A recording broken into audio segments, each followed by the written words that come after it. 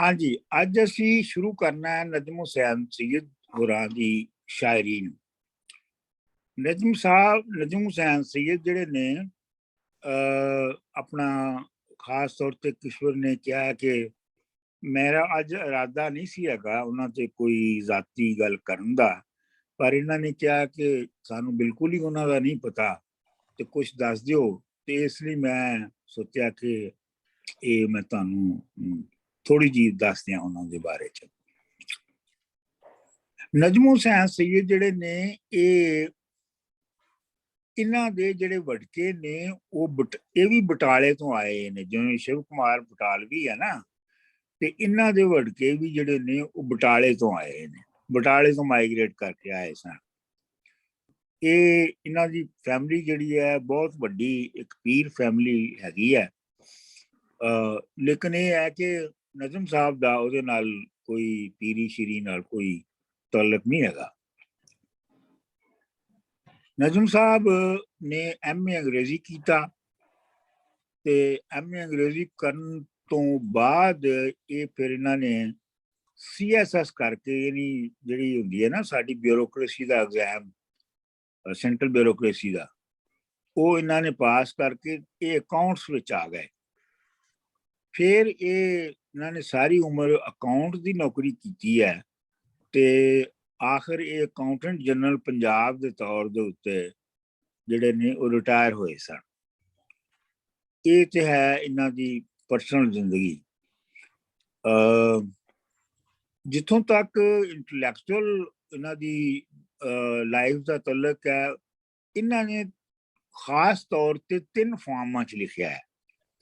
एक तो literary criticism दे उत्ते, लिटरेरी क्रिटिसिज्म दे उत्ते इन्हां दियां कोई 8-10 किताबां ने।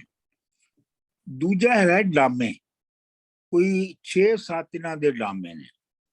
ते तीजी पोइट्री है जिहड़ी कि कम अज कम मेरा ख्याल है 52 या 52 या किन्नियां कलैक्शंस ने पोइट्री दियां। मेरी इन्हां नाल मुलाकात 1972 विच होई सी, ते मेरे ख्याल दे विच जिन्ना जाती तौर ते मैं उन्हां नूं जानना है, उन्हां दे खानदान तो अलावा शायद होर कोई बंदा नहीं जानदा, क्योंकि मैं उन्हां दे घर उन्हां दे नाल कोई कई महीने रहा। मतलब दिन रात सुबह शाम हर तरह उन्होंने देखा है कि उन्हां दा जिंदगी उन्हां दी जिंदगी की है। बहरहाल मैं ये कहांगा इत्थे सिर्फ इन्ना कह दियांगा कि मेरे ख्याल च जिहड़े बंदियां नूं मैं जिंदगी विच वेखिआ है कि जो वो दावा करते हैं ਉਹਦੇ ਮੁਤਾਬਕ ਉਹ ਜ਼ਿੰਦਾ ਰਹਿਣ ਦੀ ਵੀ ਕੋਸ਼ਿਸ਼ ਕਰਦੇ ਨੇ ਉਹਨਾਂ ਵਿੱਚ ਨਜਮ ਹੁਸੈਨ ਸਈਦ ਸਾਹਿਬ ਵੀ ਨੇ ਕਿ ਜੋ ਉਹਨਾਂ ਦੀ ਆਈਡੀਓਲੋਜੀ ਹੈ ਉਹ ਉਹਦੇ ਮੁਤਾਬਕ ਹੀ ਆਪਣੀ ਜ਼ਿੰਦਗੀ ਨੂੰ ਗੁਜ਼ਾਰਨ ਦੀ ਕੋਸ਼ਿਸ਼ ਕਰਦੇ ਨੇ। ਤੇ ਮਤਲਬ ਜੇ ਉਹ ਇਹ ਕਹਿੰਦੇ ਨੇ ਕਿ ਜੀ ਬੰਦੇ ਨੂੰ ਪੈਸੇ ਨਾਲ ਪਿਆਰ ਨਹੀਂ ਹੋਣਾ ਚਾਹੀਦਾ ਤੇ ਤੁਹਾਨੂੰ ਦਿਸਦਾ ਹੈ ਕਿ ਉਹਨਾਂ ਨੂੰ ਪੈਸੇ ਨਾਲ ਪਿਆਰ ਨਹੀਂ ਹੈਗਾ। ਇਹਨਾਂ ਨੂੰ 70s ਦੇ ਵਿੱਚ ਜਾਂ ਸ਼ਾਇਦ 80s ਵਿੱਚ 70s ਦੇ ਵਿੱਚ ਮੇਰੇ ਖਿਆਲ ਇਹਨਾਂ ਨੂੰ ਗਵਰਨਮੈਂਟ ਆਫ ਪਾਕਿਸਤਾਨ ਨੇ ਕੋਈ ਬਹੁਤ ਵੱਡਾ ਅਵਾਰਡ ਦੇਣ ਦਾ ਵੀ ਐਲਾਨ ਕੀਤਾ ਸੀਗਾ, ਜਿਹੜਾ ਪਤਾ ਨਹੀਂ ਕੀ ਹੁੰਦਾ ਸਹੀ ਸਾਹਿਬ, ਉਹ 17 ਇੰਚਾਰਜ ਕੀ ਹੁੰਦਾ ਹੈ ਜੋ ਵੀ ਸੀ। ਹਾਂਜੀ, ਤੇ ਉਹ ਇਹਨਾਂ ਨੇ ਲੈਣ ਤੋਂ ਇਨਕਾਰ ਕਰ ਦਿੱਤਾ ਸੀ ਕਿਉਂਕਿ ਇਹਨਾਂ ਨੂੰ ਕਿਹਾ ਵੀ ਲੋਕਾਂ ਨੇ ਕਿ ਲੈ ਲਓ ਪੈਸੇ, ਪਿਆਸਿਆਂ ਨਾਲ ਕਿਤਾਬਾਂ ਛਪ ਜਾਣਗੀਆਂ, ਤੇ ਇਹ ਇਹਨਾਂ ਨੇ ਕਿਹਾ ਕਿ ਮੈਂ ਨਹੀਂ ਲੈਣਾ ਕਿਉਂਕਿ ਮੈਂ ਸਟੇਟ ਕੋਲੋਂ ਆਪਣੀ ਅਪਰੂਵਲ ਨਹੀਂ ਲੈਣਾ ਚਾਹੁੰਦਾ। ਤੁਹਾਨੂੰ ਪਤਾ ਨਾ ਕਿ ਇਹ ਇੱਕ ਟ੍ਰੈਡੀਸ਼ਨ ਹੈਗੀ ਹੈ ਆਪਣਾ ਨੋਬਲ ਪ੍ਰਾਈਜ਼ ਮੋੜਨ ਦੀ। ਜਾਂ ਪਾਲ ਸਾਰਥ ਜਿਹੜਾ ਸੀ ਫ੍ਰੈਂਚ ਫਿਲਾਸਫਰ, ਮਸ਼ਹੂਰ ਐਗਜ਼ਿਸਟੈਂਸ਼ੀਅਲਿਸਟ ਫਿਲਾਸਫਰ, ਤੇ ਉਹਨੇ ਵੀ ਨੋਬਲ ਪ੍ਰਾਈਜ਼ ਮੋੜ ਦਿੱਤਾ ਸੀ।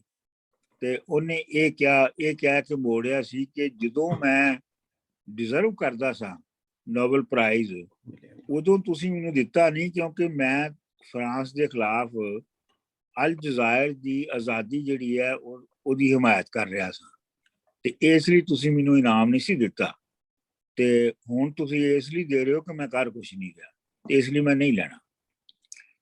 ਅੱਛਾ, ਨਜਮ ਸਾਹਿਬ ਜਿਹੜੇ ਨੇ ਇਹ ਸਮਝ ਲਓ ਕਿ ਜਿਹੜੀ ਨਵੀਂ ਪੰਜਾਬੀ ਦੀ ਨਿਊ ਕਲਾਸੀਕਲ ਸਾਡੇ ਵਾਲੇ ਪਾਸੇ ਜਿਹੜੀ ਸ਼ੁਰੂ ਹੁੰਦੀ ਹੈ, ਮੇਰਾ ਖਿਆਲ ਹੈ ਕਿ ਉਹਦੇ ਵਿੱਚ ਬਹੁਤ ਮੋਢੀ ਪਹਿਲੇ ਵੱਡੇ ਸ਼ਾਇਰ ਨੇ ਨਜ਼ਮ ਹੁਸੈਨ ਸੀਯਦ ਸਾਹਿਬ। ਇਹਨਾਂ ਤੋਂ ਪਹਿਲੇ ਜਿਹੜੇ ਨਵੀਂ ਸ਼ਾਇਰੀ, ਨਵੀਂ ਪਾਰਟੀਸ਼ਨ ਤੋਂ ਬਾਅਦ ਜਿਨ੍ਹਾਂ ਲੋਕਾਂ ਨੇ ਸ਼ਾਇਰੀ ਲਿਖੀ, ਉਹਨਾਂ ਵਿੱਚ ਸ਼ਰੀਫ ਪੁੰਜਾਈ ਵੀ ਸੀਗਾ, ਜ਼ਫਰ ਇਕਬਾਲ ਨੇ ਵੀ ਲਿਖੀ, ਮੁਨੀਰ ਨਿਆਜ਼ੀ ਨੇ ਵੀ ਲਿਖੀ, ਲੇਕਿਨ ਇਹ ਸਾਰੇ ਜਿਹੜੇ ਨੇ ਇਹ ਪਾਰਟ ਟਾਈਮ ਪੰਜਾਬੀ ਦੇ ਸ਼ਾਇਰ ਸਨ। ਜਿਹੜੀ ਫੁੱਲ ਪੂਰੀ ਤਰ੍ਹਾਂ ਕਮਿਟਮੈਂਟ ਨਾਲ ਪੰਜਾਬੀ ਲਿਖੀ ਹੈ, ਉਹ ਪਹਿਲੀ ਵਾਰੀ ਨਜਮ ਹੁਸੈਨ ਸੀਯਦ ਹੋਰਾਂ ਨੇ ਲਿਖੀ, और नसर और नज़म और दोवें लिखियां। अच्छा, एक ये भी है कि नजम हुसैन सीयद साहब की पोइट्री ਨੂੰ ਸਮਝਣ ਵਾਸਤੇ ਇਹ ਵੀ ਪਤਾ ਨਹੀਂ ਰੱਖਣਾ ਚਾਹੀਦਾ ਜ਼ੇਨ ਚ ਕਿ ਨਹੀਂ, ਕਿ ਇਹ ਇੱਕ ਪ੍ਰੋਗਰੈਸਿਵ ਸ਼ਾਇਰ ਨੇ, ਬੇਸਿਕਲੀ ਪ੍ਰੋਗਰੈਸਿਵ ਸਿਆਸਤ ਨੂੰ ਮੰਨਦੇ ਨੇ, ਔਰ ਸਿਆਸਤ ਦੇ ਵਿੱਚ ਆਪਣੀ ਪੱਧਰ ਦੇ ਉੱਤੇ 70s ਦੇ ਵਿੱਚ ਮਜ਼ਦੂਰ ਕਿਸਾਨ ਪਾਰਟੀ ਦੇ ਨਾਲ ਸਨ। ਮਤਲਬ ਅਸੀਂ ਸਾਰੇ ਹੀ ਸਾਂ ਇਹਨਾਂ ਦੇ ਹਵਾਲੇ ਨਾਲ, ਲੇਕਿਨ ਇਹ ਮਜ਼ਦੂਰ ਕਿਸਾਨ ਪਾਰਟੀ ਦੇ ਨਾਲ ਵੀ ਸੀ। ਇਹਦਾ ਮਤਲਬ ਹੈ ਕਿ ਮਜ਼ਦੂਰ ਕਿਸਾਨ ਪਾਰਟੀ ਜਿਹੜੀ ਸੀ ਉਹ ਬੇਸਿਕਲੀ ਉਹਦੀ ਆਈਡੀਓਲੋਜੀ ਸੋਸ਼ਲਿਜ਼ਮ ਜਾਂ ਮਾਰਕਸਿਜ਼ਮ ਸੀਗੀ, ਤੇ ਉਹਦੇ ਵਿੱਚ ਇਹ ਜਿਹੜੀ ਜਦੋਂ ਨਜ਼ਮ ਪੜਾਂਗਾ ਨਾ, ਤੇ ਮੈਂ ਫਿਰ ਇਸ ਤੇ ਥੋੜਾ ਜਿਹਾ ਤਬਸਰਾ ਕਰਾਂਗਾ ਕਿ ਇਹਦੀ ਬੈਕਗਰਾਉਂਡ, ਆਈਡੀਓਲੋਜੀਕਲ ਬੈਕਗਰਾਉਂਡ ਨੂੰ ਕਿਵੇਂ ਸਮਝਿਆ ਜਾਏ। ਲੇਕਿਨ ਮੈਂ ਚਾਹੁੰਦਾ ਕਿ ਪਹਿਲੇ ਥੋੜਾ ਜਿਹਾ ਅਸੀਂ ਪੜ੍ਹ ਲਈਏ ਤੇ ਫਿਰ ਗੱਲ ਕਰੀਏ। ਤੇ ਹੋਰ ਜੇ ਨਜਮ ਸਾਹਿਬ ਦੇ ਬਾਰੇ 'ਚ ਕੋਈ ਸਵਾਲ, ਕੋਈ ਰੇਂਜ 'ਚ ਹੈ ਤੁਹਾਡੇ ਤੋਂ, ਤੁਸੀਂ ਪੁੱਛ ਲਓ।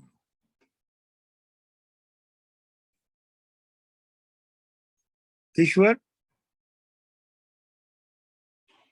बहुत मेहरबानी, शुक्रिया जी, थैंक यू सो मच। हाँ, बस मेरा ख्याल आज जितना काफी है।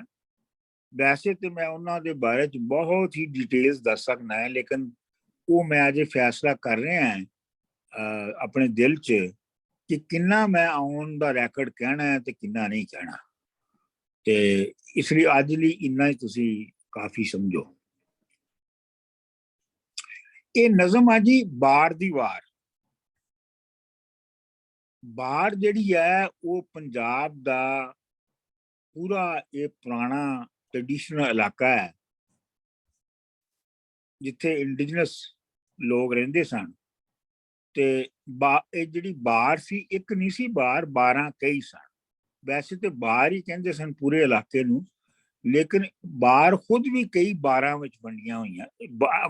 बार दे अंदर भी कई 12 सन, सांदल बार, गंजी बार वगैरह वगैरह, कई 12 सन। तुसी इनू अपना गूगल करके भी देखियो कि किन्नियां 12 ने।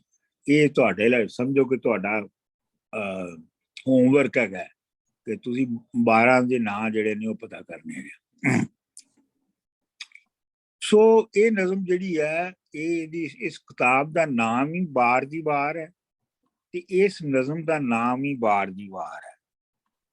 और ये बहुत उन्हां दियां अर्ली छपन वालियां किताबां च है। मतलब ये मेरे ख्याल 1976 में छपी है, या शायद उस तो भी पहले छपी है। ते इनू इहदी दूसरा एडिशन जिहड़ा है वो मैं भी छापिया सीगा। मैं अपना उत्थे शुरू कीता सीगा पंजाब वजी मरकज दे नाम नाल पब्लिशिंग हाउस, ਉਹਦੇ ਵਿੱਚ ਕੋਈ 25 किताबां छपियां सन, ਉਹਨਾਂ ਦੇ ਵਿੱਚ ਇਹਨਾਂ ਦੀਆਂ किताबां भी शामिल सन। ਤੇ चलो इन्नी बैकग्राउंड मेरे ख्याल ਲਈ काफी है।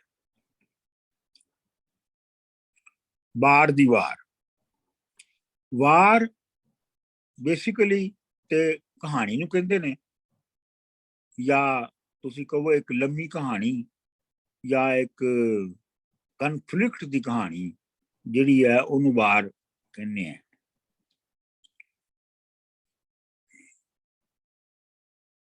ਤੇ ਇਹ ਵਾਰ ਦੀ ਵਾਰ ਹੈ। ਸਭ ਜਗ ਬੱਗਾ ਥੀ ਜਾਵੇ ਅਸਾਂ ਰਹਿਣਾ ਲਾਖੇ। ਸਭ ਜਗ ਬੱਗਾ ਥੀ ਜਾਵੇ ਅਸਾਂ ਰਹਿਣਾ ਲਾਖੇ। ਇਹ ਬੋਲ ਅਸੀਂ ਮੂੰਹ ਵਿੱਚ ਗਾਉਂਦੇ ਲਾਚਿਆਂ ਚੱਦਰਾਂ ਅੰਦਰ ਆਪਣੀ ਟੋਰ ਲੁਕਾਉਂਦੇ। ਮੈਂ ਤੇ ਲਾਟੂ ਪਿੰਡ ਵਿੱਚ ਵੜ ਗਏ। ਇਹ ਹੁਣ ਦੋ ਕਰੈਕਟਰ ਨੇ ਜਿਹੜੇ ਇਹ ਜਿਹੜੀ ਪਹਿਲੀ ਲਾਈਨ ਆਉਂਦੀ ਹੈ ਸਭ ਜਗ ਬੱਗਾ ਥੀ ਜਾਵੇ ਅਸਾਂ ਰਹਿਣਾ ਲਾਖੇ, ਇਹ ਫੋਕ ਸਾਂਗ ਦੇ ਵਿੱਚੋਂ ਆਉਂਦੀ ਹੈ ਕਿ ਇਹਦਾ ਮਤਲਬ ਲਿਟਲ ਮਤਲਬ ਇਹਦਾ ਇਹ ਹੈ ਕਿ ਸਾਰਾ ਜਹਾਨ ਵੀ ਅਗਰ ਵਾਈਟ ਹੋ ਜਾਵੇ ਅਸੀਂ ਕਾਲੇ ਹੀ ਰਹਿਣਾ। ਅਸੀਂ ਨਹੀਂ ਬੱਗੇ ਦਾ ਮਤਲਬ ਹੁੰਦਾ ਚਿੱਟਾ ਵਾਈਟ, ਤੇ ਲਾਖੇ ਦਾ ਮਤਲਬ ਹੁੰਦਾ ਕਾਲਾ। ਸਭ ਜਗ ਬੱਗਾ ਥੀ ਜਾਵੇ ਅਸਾਂ ਰਹਿਣਾ ਲਾਖੇ। ਸਾਰੀ ਦੁਨੀਆ ਸਾਰਾ ਜਹਾਨ ਵੀ ਅਗਰ ਵਾਈਟ ਹੋ ਜਾਵੇ ਤੇ ਅਸੀਂ ਕਾਲੇ ਹੀ ਰਹਿਣਾ। ਮਤਲਬ ਹੈ ਕਿ ਅਗਰ ਸਾਰਾ ਜਹਾਨ ਵੀ ਅਗਰ ਵੈਸਟਰਨਾਈਜ਼ ਹੋ ਜਾਵੇ, ਜਿਹੜਾ ਇਹਦੀ ਜਿਹੜੀ ਦੂਜੇ ਮਤਲਬ ਹੋ ਸਕਦੇ ਨੇ, ਤੇ ਅਸੀਂ ਇੰਡੀਜਨਸ ਹੀ ਰਹਿਣਾ। ਸਭ ਜਗ ਬੱਗਾ ਥੀ ਜਾਵੇ ਅਸਾਂ ਰਹਿਣਾ ਲਾਖੇ। ਇਹ ਬੋਲ ਅਸੀਂ ਮੂੰਹ ਵਿੱਚ ਗਾਉਂਦੇ ਲਾਚਿਆਂ ਚੱਦਰਾਂ ਅੰਦਰ ਆਪਣੀ ਟੋਰ ਲੁਕਾਉਂਦੇ। ਇਹਨਾਂ ਨੇ ਮੈਂ ਤੇ ਲਾਟੂ ਪਿੰਡ ਵਿੱਚ ਵੜ ਗਏ। ਇਹ ਦੋ ਕਰੈਕਟਰ ਨੇ, ਇੱਕ ਮੈਂ ਯਾਨੀ ਜਿਹੜਾ ਸ਼ਾਇਰ ਹੈ ਤੇ ਇੱਕ ਲਾਟੂ ਹੈ ਜਿਹੜਾ ਉਹਦੇ ਨਾਲ ਹੈ। ਇਹ ਦੋਵੇਂ ਟੀਵੀ ਰੇਡੀਓ ਦੇ ਪ੍ਰੋਡਿਊਸਰ ਨੇ ਤੇ ਇਹ ਢੋਲੇ ਇਕੱਠੇ ਕਰਦੇ ਪਏ ਨੇ ਤੇ ਢੋਲੇ ਲੱਭਣ ਗਏ ਨੇ ਉੱਥੇ।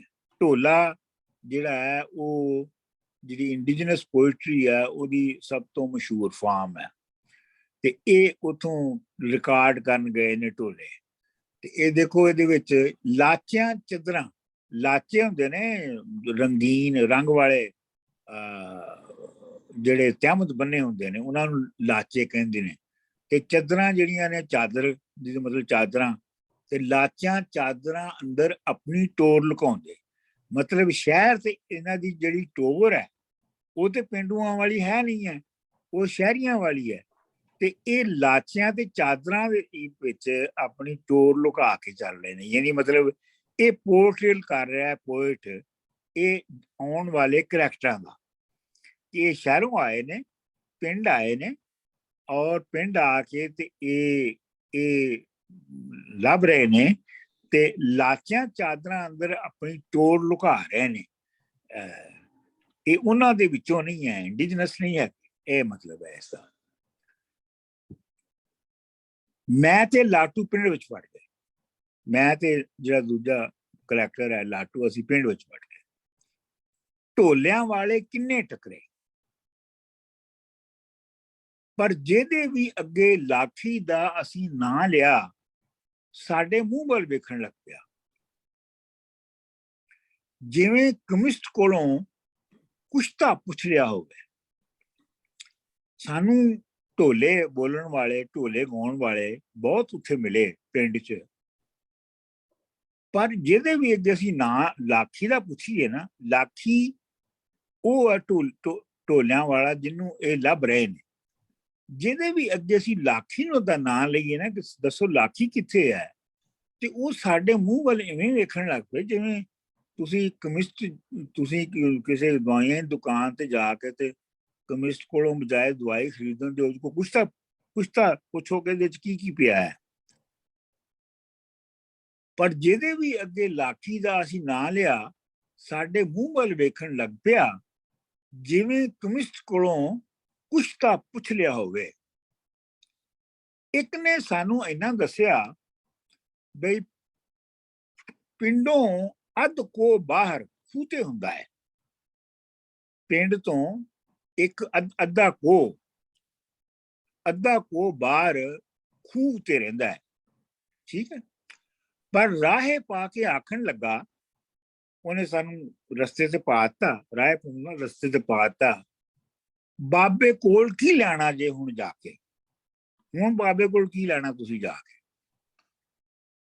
ਨਾ ਹੁਣ ਉਹਦਾ ਆਵਾਜ਼ ਨਾ ਸੁਰ, ਉਹਦੀ ਆਵਾਜ਼ ਵੀ ਹੁਣ ਨਹੀਂ ਰਹੀ ਤੇ ਉਹ ਚ ਸੁਰ ਵੀ ਨਹੀਂ ਰਹੀ।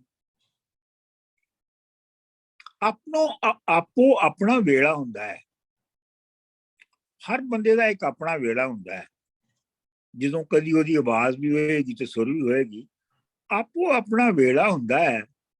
ਬੋਲ ਬੇਸੁਰ ਤੇ ਆਵਾਜ਼ੌਲ, ਉਹਦੇ ਜਿਹੜੇ ਬੋਲ ਨੇ ਉਹਨਾਂ ਬਿਲਕੁਲ ਬੇਸੁਰ ਤੇ ਬੇਢੱਬੇ ਹੁੰਦੇ ਨੇ। ਹੁਣ ਆਵਾਜ਼ੌਲ ਬਿਲਕੁਲ ਹੀ ਐਵੇਂ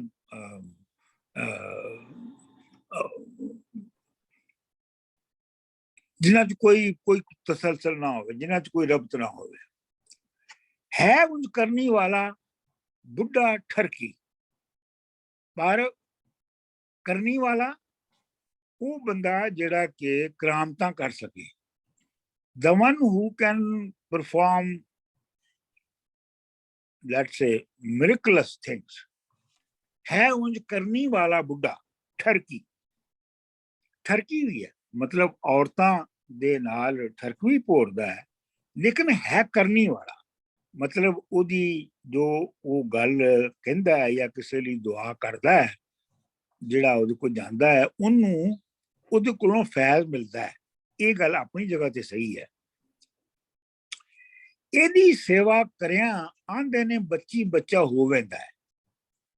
ਤੇ ਇਹ ਮਸ਼ਹੂਰ ਹੈ ਕਿ ਜੇ ਇਹਦੀ ਖਿਦਮਤ ਕੀਤੀ ਜਾਵੇ ਲਾਠੀ ਦੀ, ਤੇ ਫਿਰ ਜੇ ਕੋਈ ਬੱਚਾ ਪੈਦਾ ਨਾ ਕਿਸੇ ਦੇ ਘਰ ਹੁੰਦਾ ਹੈ, ਉਹ ਬੱਚਾ ਪੈਦਾ ਹੋ ਜਾਂਦਾ ਹੈ।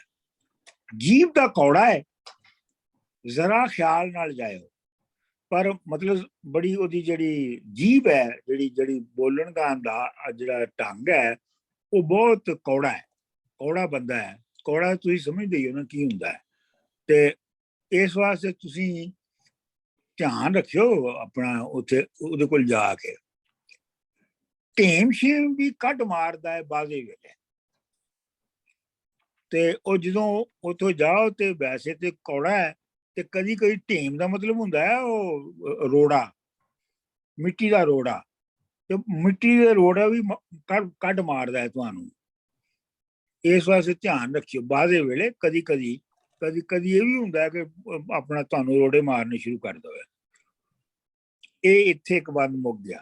ਹਾਂਜੀ, ਹੁਣ ਤੁਸੀਂ ਦੱਸੋ ਇੱਥੇ ਵਿੱਚ ਕੋਈ ਲਫ਼ਜ਼ ਕੋਈ ਤੁਹਾਨੂੰ ਪੁੱਛਣਾ ਤੇ ਨਹੀਂ ਹੈ? ਇੱਕ ਡਾਕਟਰ ਸਾਹਿਬ ਮੇਰਾ ਕੁਐਸਚਨ ਹੈ ਜੀ, ਕਿ ਜਿਹੜਾ ਲਾਖੀ ਹੈ, ਹੁਣ ਤਾਂ ਖੈਰ ਬੁੱਢਾ ਹੋ ਗਿਆ, ਪਰ ਉਹਨੂੰ ਕਹਿ ਸਕਦੇ ਕਿ ਗਾਉਣ ਵਜਾਉਣ ਦਾ ਬੜਾ ਸ਼ੌਕ ਹੈ, ਕਾਲਾ ਆ, ਤੇ ਉਹਨੂੰ ਉਹਦੇ ਨਾਲ ਵੀ ਕਨੈਕਟ ਕਰ ਸਕਦੇ ਕਿ ਪੁਰਾਣੇ ਜ਼ਮਾਨੇ 'ਚ ਜਿੱਦਾਂ ਮੱਲੂਹਾ ਵਗੈਰਾ ਦੇ ਓਰੀਜਨਲ ਲੋਕ ਹੀ ਸੀ, ਉਹਨਾਂ ਨੂੰ ਰਿਪਰੈਜ਼ੈਂਟ ਕਰ ਰਿਹਾ ਕੈਰੈਕਟਰ। ਬਿਲਕੁਲ ਬਿਲਕੁਲ ਬਿਲਕੁਲ, ਤੁਸੀਂ ਸਹੀ ਪਹੁੰਚੇ ਹੋ। ਠੀਕ ਹੈ, ਉਹਨਾਂ ਨੂੰ ਰਿਪਰੈਜ਼ੈਂਟ ਕਰ ਰਿਹਾ। ਇਹ ਡਾਕਟਰ ਸਾਹਿਬ ਇਹ ਕਹਿ ਸਕਦਾ ਕਿ ਜਿਹੜਾ ਸਾਡਾ ਆਰਕੀਟਾਈਪ ਹੈ ਨਾ, ਟ੍ਰੈਡੀਸ਼ਨਲ ਕਲਚਰ ਸੀ, ਜਿਹੜਾ ਯੂੰਗੀਅਨ ਸਾਈਕੋਲੋਜੀ ਦੇ ਵਿੱਚ ਜਿਹੜਾ ਕਨਸੈਪਟ ਹੈ ਨਾ ਆਰਕੀਟਾਈਪ ਦਾ, ਇਹ ਆਰਕੀਟਾਈਪ ਹੈ। ਹਾਂਜੀ, ਪੁੱਛੋ ਜੀ। ਕੁਸ਼ਤਾ ਕੀ ਹੁੰਦਾ ਸਰ? ਹੈ ਕੁਸ਼ਤਾ ਕੀ ਹੁੰਦਾ? ਪ੍ਰਸਕ੍ਰਿਪਸ਼ਨ, ਦਵਾਈ ਦਾ ਕੁਸ਼ਤਾ ਹੁੰਦਾ ਹੈ। ਅੱਛਾ, ਸੌਰੀ, ਕੁਸ਼ਤਾ ਹੁੰਦਾ ਹੈ ਕਿ ਜਿਹੜੀਆਂ ਬੂਟੀਆਂ, ਜੜੀ ਬੂਟੀਆਂ ਨੇ, ਉਹਨਾਂ ਨੂੰ ਇਕੱਠਿਆਂ ਕਰਕੇ ਤੇ ਜਿਹੜੇ ਹਕੀਮ ਉਹਨਾਂ ਨੂੰ ਫਿਰ ਰਾਤ ਪੂਰੀ ਅੱਗ ਤੇ ਰੱਖਦੇ ਨੇ, ਤੇ ਉਹ ਫਿਰ ਜੋ ਬਣਦਾ ਹੈ ਉਹਨੂੰ ਕੁਸ਼ਤਾ ਕਹਿੰਦੇ ਨੇ। ਤੇ ਕੁਸ਼ਤੇ ਦਾ ਮਤਲਬ ਇਹ, ਵੈਸੇ ਕੁਸ਼ਤਾ ਦਾ ਲਿਟਰਲ ਮਤਲਬ ਹੁੰਦਾ ਮਾਰਿਆ ਹੋਇਆ। ਆ ਗਈ ਸਮਝ ਪੀ ਬਾਜੀ? ਡਾਕਟਰ ਸਾਹਿਬ ਮੇਰੀ ਅੰਡਰਸਟੈਂਡਿੰਗ ਸੀ ਕਿ ਕੁਸ਼ਤਾ ਜਿਹੜਾ ਹੈਗਾ, ਜਿੱਦਾਂ ਕਿ ਆਰਸੈਨਿਕ ਹੈ, ਜਿਹੜੀ ਆਰਸੈਨਿਕ ਨੂੰ ਸਾਰੀ ਰਾਤ ਫਿਰ ਉਹ ਅੱਗ ਦੇ ਵਿੱਚ ਰੱਖਦੇ ਨੇ ਤੇ ਸਵੇਰ ਤੱਕ ਉਹ ਮੇਰੇ ਖਿਆਲ ਪਾਊਡਰ ਜਿਹਾ ਬਣ ਜਾਂਦਾ ਉਹਦਾ, ਉਹੋ ਹੀ ਹੈ। ਉਹੀ ਚੀਜ਼ ਹੈ। ਲੇਕਿਨ ਮਤਲਬ ਇਹ ਹੈ ਕਿ ਜਿਹੜਾ ਉਹ ਪ੍ਰੋਸੈਸ ਹੈ ਰਾਤ ਉਹਨੂੰ ਪਾਊਡਰ ਬਣਾਉਣ ਦਾ, ਹਾਂਜੀ ਉਹ ਹੈ ਨਾ ਕਿ ਤੁਸੀਂ ਇੱਕ ਆਇਰਨ ਨੂੰ ਮਾਰ ਰਹੇ ਹੋ, ਮਾਰ ਕੇ ਹਾਂਜੀ ਪਾਊਡਰ ਬਣਾ ਰਹੇ ਹੋ, ਇਸ ਲਈ ਉਹਨੂੰ ਕੁਸ਼ਤਾ ਕਿਹਾ ਜਾਂਦਾ ਹੈ। ਹਾਂਜੀ ਠੀਕ ਹੈ ਜੀ। ਹਾਂਜੀ ਡਾਕਟਰ ਸਾਹਿਬ, ਇਹ ਜਿਹੜਾ ਲਾਖੀ ਇਹ ਅਸੀਂ ਕਹਿ ਸਕਦੇ ਹਾਂ ਕਿ ਇਹ ਉਹ ਕਸਟਮ ਤੇ ਟ੍ਰੈਡੀਸ਼ਨ ਨੇ ਜਿਹਨੂੰ ਅਸੀਂ ਪਿੱਛੇ ਛੱਡ ਆਏ ਹਾਂ ਤੇ ਹੁਣ ਉਹ ਲੱਭਦੇ ਫਿਰਦੇ ਨੇ ਉਹ ਟ੍ਰੈਡੀਸ਼ਨਸ ਨੂੰ ਤੇ ਉਹ ਕਸਟਮਸ ਨੂੰ, ਉਹ ਜਿਹੜੇ ਰਵਾਇਤਾਂ ਸਨ ਬਜ਼ੁਰਗਾਂ ਦੀਆਂ ਸਾਡੇ ਕਲਚਰ ਦੀਆਂ, ਤੇ ਲਾਖੀ ਨੂੰ ਲੱਭਦੇ ਪਏ ਨੇ। ਹਾਂ ਕਰ ਲੱਭ ਸਕਦੇ ਹੋ, ਲੇਕਿਨ ਇਹ ਹੈ ਕਿ ਪਹਿਲੇ ਅਸੀਂ ਲਾਖੀ ਨਾਲ ਮੁਲਾਕਾਤ ਕਰ ਲਈਏ ਥੋੜੀ ਜਿਹੀ, ਫਿਰ ਅਸੀਂ ਲਾਖੀ ਦੇ ਬਾਰੇ 'ਚ ਫੈਸਲਾ ਕਰੀਏ ਕਿ ਲਾਖੀ ਕੀ ਹੈ। ਠੀਕ। ਹਾਂਜੀ ਅੱਛਾ, ਇਹ ਹੁਣ ਇਨਵਰਟਡ ਕਾਮਰਸ ਹੈ। ਇਹ ਜਿਹੜੀ ਬੋਲ ਨੇ ਇਹ ਲਾਖੀ ਦੇ ਨੇ, ਜਿਹੜਾ ਉਹ ਬੋਲ ਰਿਹਾ ਬਹਿ ਜਾ ਝੂਠੀਏ, ਕੁਝ ਨਹੀਂ ਆਂਦੇ ਤੈਨੂੰ, ਪਤਾ ਹੀ ਕੌਣ ਨੇ ਲੰਮਿਆਂ ਕੰਨਾਂ ਵਾਲੇ, ਸੂਰਜਮੁਖੀ ਨਾ ਚੰਦਮੁਖੀ, ਨਾ ਖੋਤੇ ਨਾ ਘੋੜੇ। ਉੱਥੇ ਇੱਕ ਔਰਤ ਹੈ, ਉਹਨੂੰ ਕਹਿੰਦਾ ਬਹਿ ਜਾ ਝੂਠੀਏ, ਇਹ ਤੈਨੂੰ ਇਹ ਲੰਮਿਆਂ ਕੰਨਾਂ ਵਾਲੇ ਨੇ ਜਿਹੜੇ ਦੋ ਆਏ ਨੇ ਨਾ, ਇਹ ਲੰਮਿਆਂ ਕੰਨਾਂ ਵਾਲੇ, ਇਹ ਤੈਨੂੰ ਕੁਝ ਨਹੀਂ ਕਹਿੰਦੇ। ਇਹ ਵਿਚਾਰੇ ਨਾ ਸੂਰਜਮੁਖੀ ਨੇ ਤੇ ਨਾ ਚੰਦਮੁਖੀ ਨੇ। ਅੱਛਾ, ਹੁਣ ਸੂਰਜਮੁਖੀ ਤੇ ਚੰਦਮੁਖੀ ਉਹ ਕਿਹਨੂੰ ਕਹਿੰਦਾ ਹੈ, ਇਹਦਾ ਉਹ ਅੱਗੇ ਜਾ ਕੇ ਨਜ਼ਮ ਦੇ ਵਿੱਚ ਅੱਗੇ ਜਾ ਕੇ ਉਹਦਾ ਜ਼ਿਕਰ ਹੋਏਗਾ ਕਿ ਸੂਰਜਮੁਖੀ ਕੌਣ ਨੇ ਤੇ ਚੰਦਮੁਖੀ ਕੌਣ ਨੇ। ਇੱਥੇ ਮੈਂ ਤੁਹਾਨੂੰ ਇਹ ਦੱਸ ਦਿੰਦਾ ਕਿ ਸੂਰਜਮੁਖੀ ਉਹ ਨੇ ਜਿਹੜੀ ਇੰਡੀਜਨਸ ਟ੍ਰੈਡੀਸ਼ਨ, ਪੋਜ਼ਿਟਿਵ ਟ੍ਰੈਡੀਸ਼ਨ ਵਾਲੇ ਨੇ। ਜਿਵੇਂ ਰਾਂਝੇ ਦੀ ਰੀਤ ਹੈ, ਉਹ ਰਾਂਝਾ ਜਿਹੜਾ ਉਹ ਸੂਰਜਮੁਖੀ ਹੈ, ਤੇ ਖੇੜੇ ਜਿਹੜੇ ਨੇ ਉਹ ਚੰਦਰਮੁਖੀ ਨੇ। ਤੇ ਇਹ ਹੁਣ ਅੱਗੇ ਜਾ ਕੇ ਇਹਨਾਂ ਐਗਜ਼ੈਕਟ ਇਹਨਾਂ ਵਰਡਸ ਦੇ ਵਿੱਚ ਇਹ ਨਖੇੜਾ ਵੀ ਹੋਏਗਾ ਇਸ ਨਜ਼ਮ ਦੇ ਵਿੱਚ, ਲੇਕਿਨ ਮੈਂ ਇੱਥੇ ਤੁਹਾਨੂੰ ਸਿਰਫ ਇਸ਼ਾਰਾ ਦੱਸ ਦਿੰਦਾ ਹੈ। ਸੂਰਜਮੁਖੀ ਨਾ ਚੰਦਮੁਖੀ, ਨਾ ਖੋਤੇ ਨਾ ਘੋੜੇ, ਸਾਨੂੰ ਵੇਖ ਕੇ ਤੁਰੀ ਜ਼ਨਾਨੀ ਮੁੜ ਕੇ ਝਾੜੂ ਫੇਰਨ ਲੱਗ ਪਈ। ਜ਼ਨਾਨੀ ਹੈ ਉੱਥੇ ਇੱਕ, ਉਹ ਸਾਨੂੰ ਵੇਖ ਕੇ ਤੇ ਤੁਰ ਪਈ ਅੱਗੇ, ਤੇ ਉਹਨੇ ਝਾੜੂ ਦੇਣਾ ਫਿਰ ਸ਼ੁਰੂ ਕਰ ਦਿੱਤਾ। ਬੱਗਿਆਂ ਵਾਲਾਂ ਹੇਠੋਂ ਕਾਲਾ ਕਰੜਾ ਜੁੱਸਾ। ਡਾਕਟਰ ਸਾਹਿਬ ਮਿਸ ਕਰ ਗਏ, ਉਹ ਪੁੰਜੇ ਲੱਕ ਦੀ ਟੰਗੀ ਬੈਠਾ।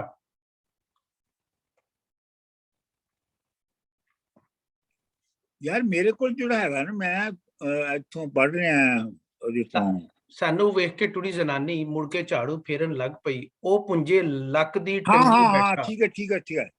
ਉਹ ਪੁੰਜੇ ਲੱਕ ਦੀ ਟੰਗੀ ਬੈਠਾ,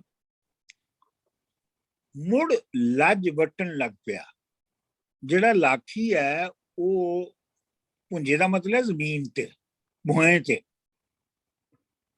ਉਹ ਭੋਏ ਤੇ ਬੈਠਾ ਹੈ। ਲੱਕ ਦੀ ਟੰਗੀ ਦਾ ਮਤਲਬ ਹੈ ਉਹਨੇ ਜਿਹੜੀ ਧੋਤੀ ਹੈ ਉਹ ਆਪਣੀ ਲੱਕ ਦੇ ਦੁਆਲੇ ਵਲੀ ਹੋਈ ਹੈ। ਤੇ ਆਮ ਤੌਰ ਤੇ ਇਹ ਜਿਹੜੇ ਪੁਰਾਣੇ ਸਮਾਜ ਦੇ ਬੰਦੇ ਸਨ, ਇਹ ਉੱਤੇ ਕੁਰਤਾ ਨਹੀਂ ਸੀ ਪਾਉਂਦੇ, ਸਿਰਫ ਧੋਤੀ ਸਿਰ ਬੰਨ੍ਹਦੇ ਸਨ। ਉਹ ਪੁੰਜੇ ਲੱਕ ਦੀ ਟੰਗੀ ਬੈਠਾ, ਮੁੜ ਲੱਜ ਵਟਣ ਲੱਗ ਪਿਆ। ਅੱਛਾ, ਲੱਜ ਦਾ ਮਤਲਬ ਹੈ ਰੱਸੀ, ਉਹ ਰੱਸੀ ਵਟਣ ਲੱਗ ਪਿਆ। ਆਮ ਤੌਰ ਤੇ ਬੁੱਢੇ ਬੰਦੇ ਜਿਹੜੇ ਨੇ ਨਾ, ਇਹ ਰੱਸੀ ਵਟਣਾ ਦਾ ਕੰਮ ਉਹਨਾਂ ਦੇ ਜ਼ਿੰਮੇ ਹੁੰਦਾ ਹੈ। ਵੈਸੇ ਲੱਜ ਜਿਹੜੀ ਹੁੰਦੀ ਹੈ ਨਾ, ਉਹ ਕਹਿੰਦੇ ਨੇ ਜਿਹੜੀ ਜਿਹਦੇ ਨਾਲ ਖੂਹ ਵਿੱਚੋਂ ਪਾਣੀ ਕੱਢਣ ਲਈ ਜਿਹੜੀ ਰੱਸੀ ਇਸਤੇਮਾਲ ਹੁੰਦੀ ਹੈ, ਉਹਨੂੰ ਲੱਜ ਕਹਿੰਦੇ ਨੇ ਖਾਸ ਤੌਰ ਦੇ ਉੱਤੇ। ਉਹ ਭੁੰਜੇ ਲੱਕ ਦੀ ਟੰਗੀ ਬੈਠਾ, ਮੁੜ ਲੱਜ ਵਟਣ ਲੱਗ ਪਿਆ। ਬੱਗਿਆਂ ਵਾਲਾਂ ਹੇਠੋਂ ਕਾਲਾ ਕਰੜਾ ਜੁੱਸਾ।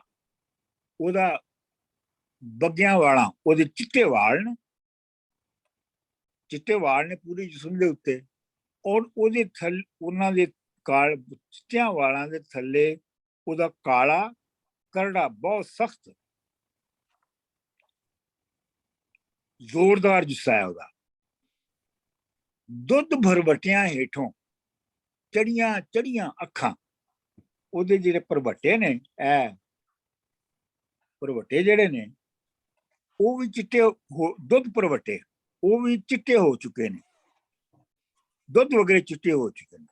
ਦੁੱਧ ਭਰਵਟਿਆਂ ਹੇਠੋਂ ਚੜੀਆਂ ਚੜੀਆਂ ਅੱਖਾਂ, ਉਹਨਾਂ ਵਿੱਚ ਉਹਦੀਆਂ ਅੱਖਾਂ ਜਿਹੜੀਆਂ ਨੇ ਭਰਵਟਿਆਂ ਦੇ ਥੱਲੇ ਉਹ ਚੜੀਆਂ ਹੋਈਆਂ ਨੇ ਉੱਤੇ, ਆਮ ਅੱਖਾਂ ਵਾਂਗ ਨਹੀਂ ਹੈਗੀਆਂ। ਮੈਂ ਅੱਗੇ ਹੋ ਕੇ ਬਹਿ ਗਿਆ।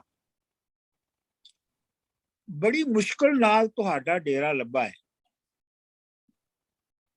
ਇਹ ਹੁਣ ਮੈਂ ਇਹ ਅਗੇਨ ਇਹ ਡਾਇਲਾਗ, ਇਹ ਹੁਣ ਮੈਂ ਜਿਹੜਾ ਰਾਈਟਰ ਹੈ ਇਹ ਹੁਣ ਲਾਖੀ ਨੂੰ ਕਹਿ ਰਿਹਾ, ਬੜੀ ਮੁਸ਼ਕਲ ਨਾਲ ਤੁਹਾਡਾ ਡੇਰਾ ਲੱਭਾ ਹੈ। ਅਸੀਂ ਲਾਹੌਰੋਂ ਆਏ ਹਾਂ, ਢੋਲੇ ਇਕੱਠੇ ਕਰਨੇ ਪਏ ਆ, ਅਸੀਂ ਢੋਲੇ ਜਮ੍ਹਾਂ ਕਰਨੇ ਪਏ ਆ ਤੇ ਲਾਹੌਰੋਂ ਆਏ ਆ ਇਸ ਵਾਸਤੇ। ਤੁਹਾਡਾ ਨਾਂ ਬਜ਼ੁਰਗਾਂ ਕੋਲੋਂ ਸੁਣਿਆ ਹੈ, ਠੀਕ ਹੈ। ਤੁਹਾਡਾ ਨਾਂ ਸੀ ਨਾਂ ਜਿਹੜਾ ਹੈ ਉਹ ਆਪਣੇ ਬਜ਼ੁਰਗਾਂ ਕੋਲੋਂ ਬੜਾ ਸੁਣਿਆ ਹੈ, ਲਾਖੀ ਦਾ ਨਾਂ, ਤੇ ਤੁਹਾਡੇ ਕੋਲ ਆਏ ਆ ਲਾਹੌਰੋਂ ਤੇ ਢੋਲੇ ਇਕੱਠੇ ਕਰਨੇ ਪਏ ਆ।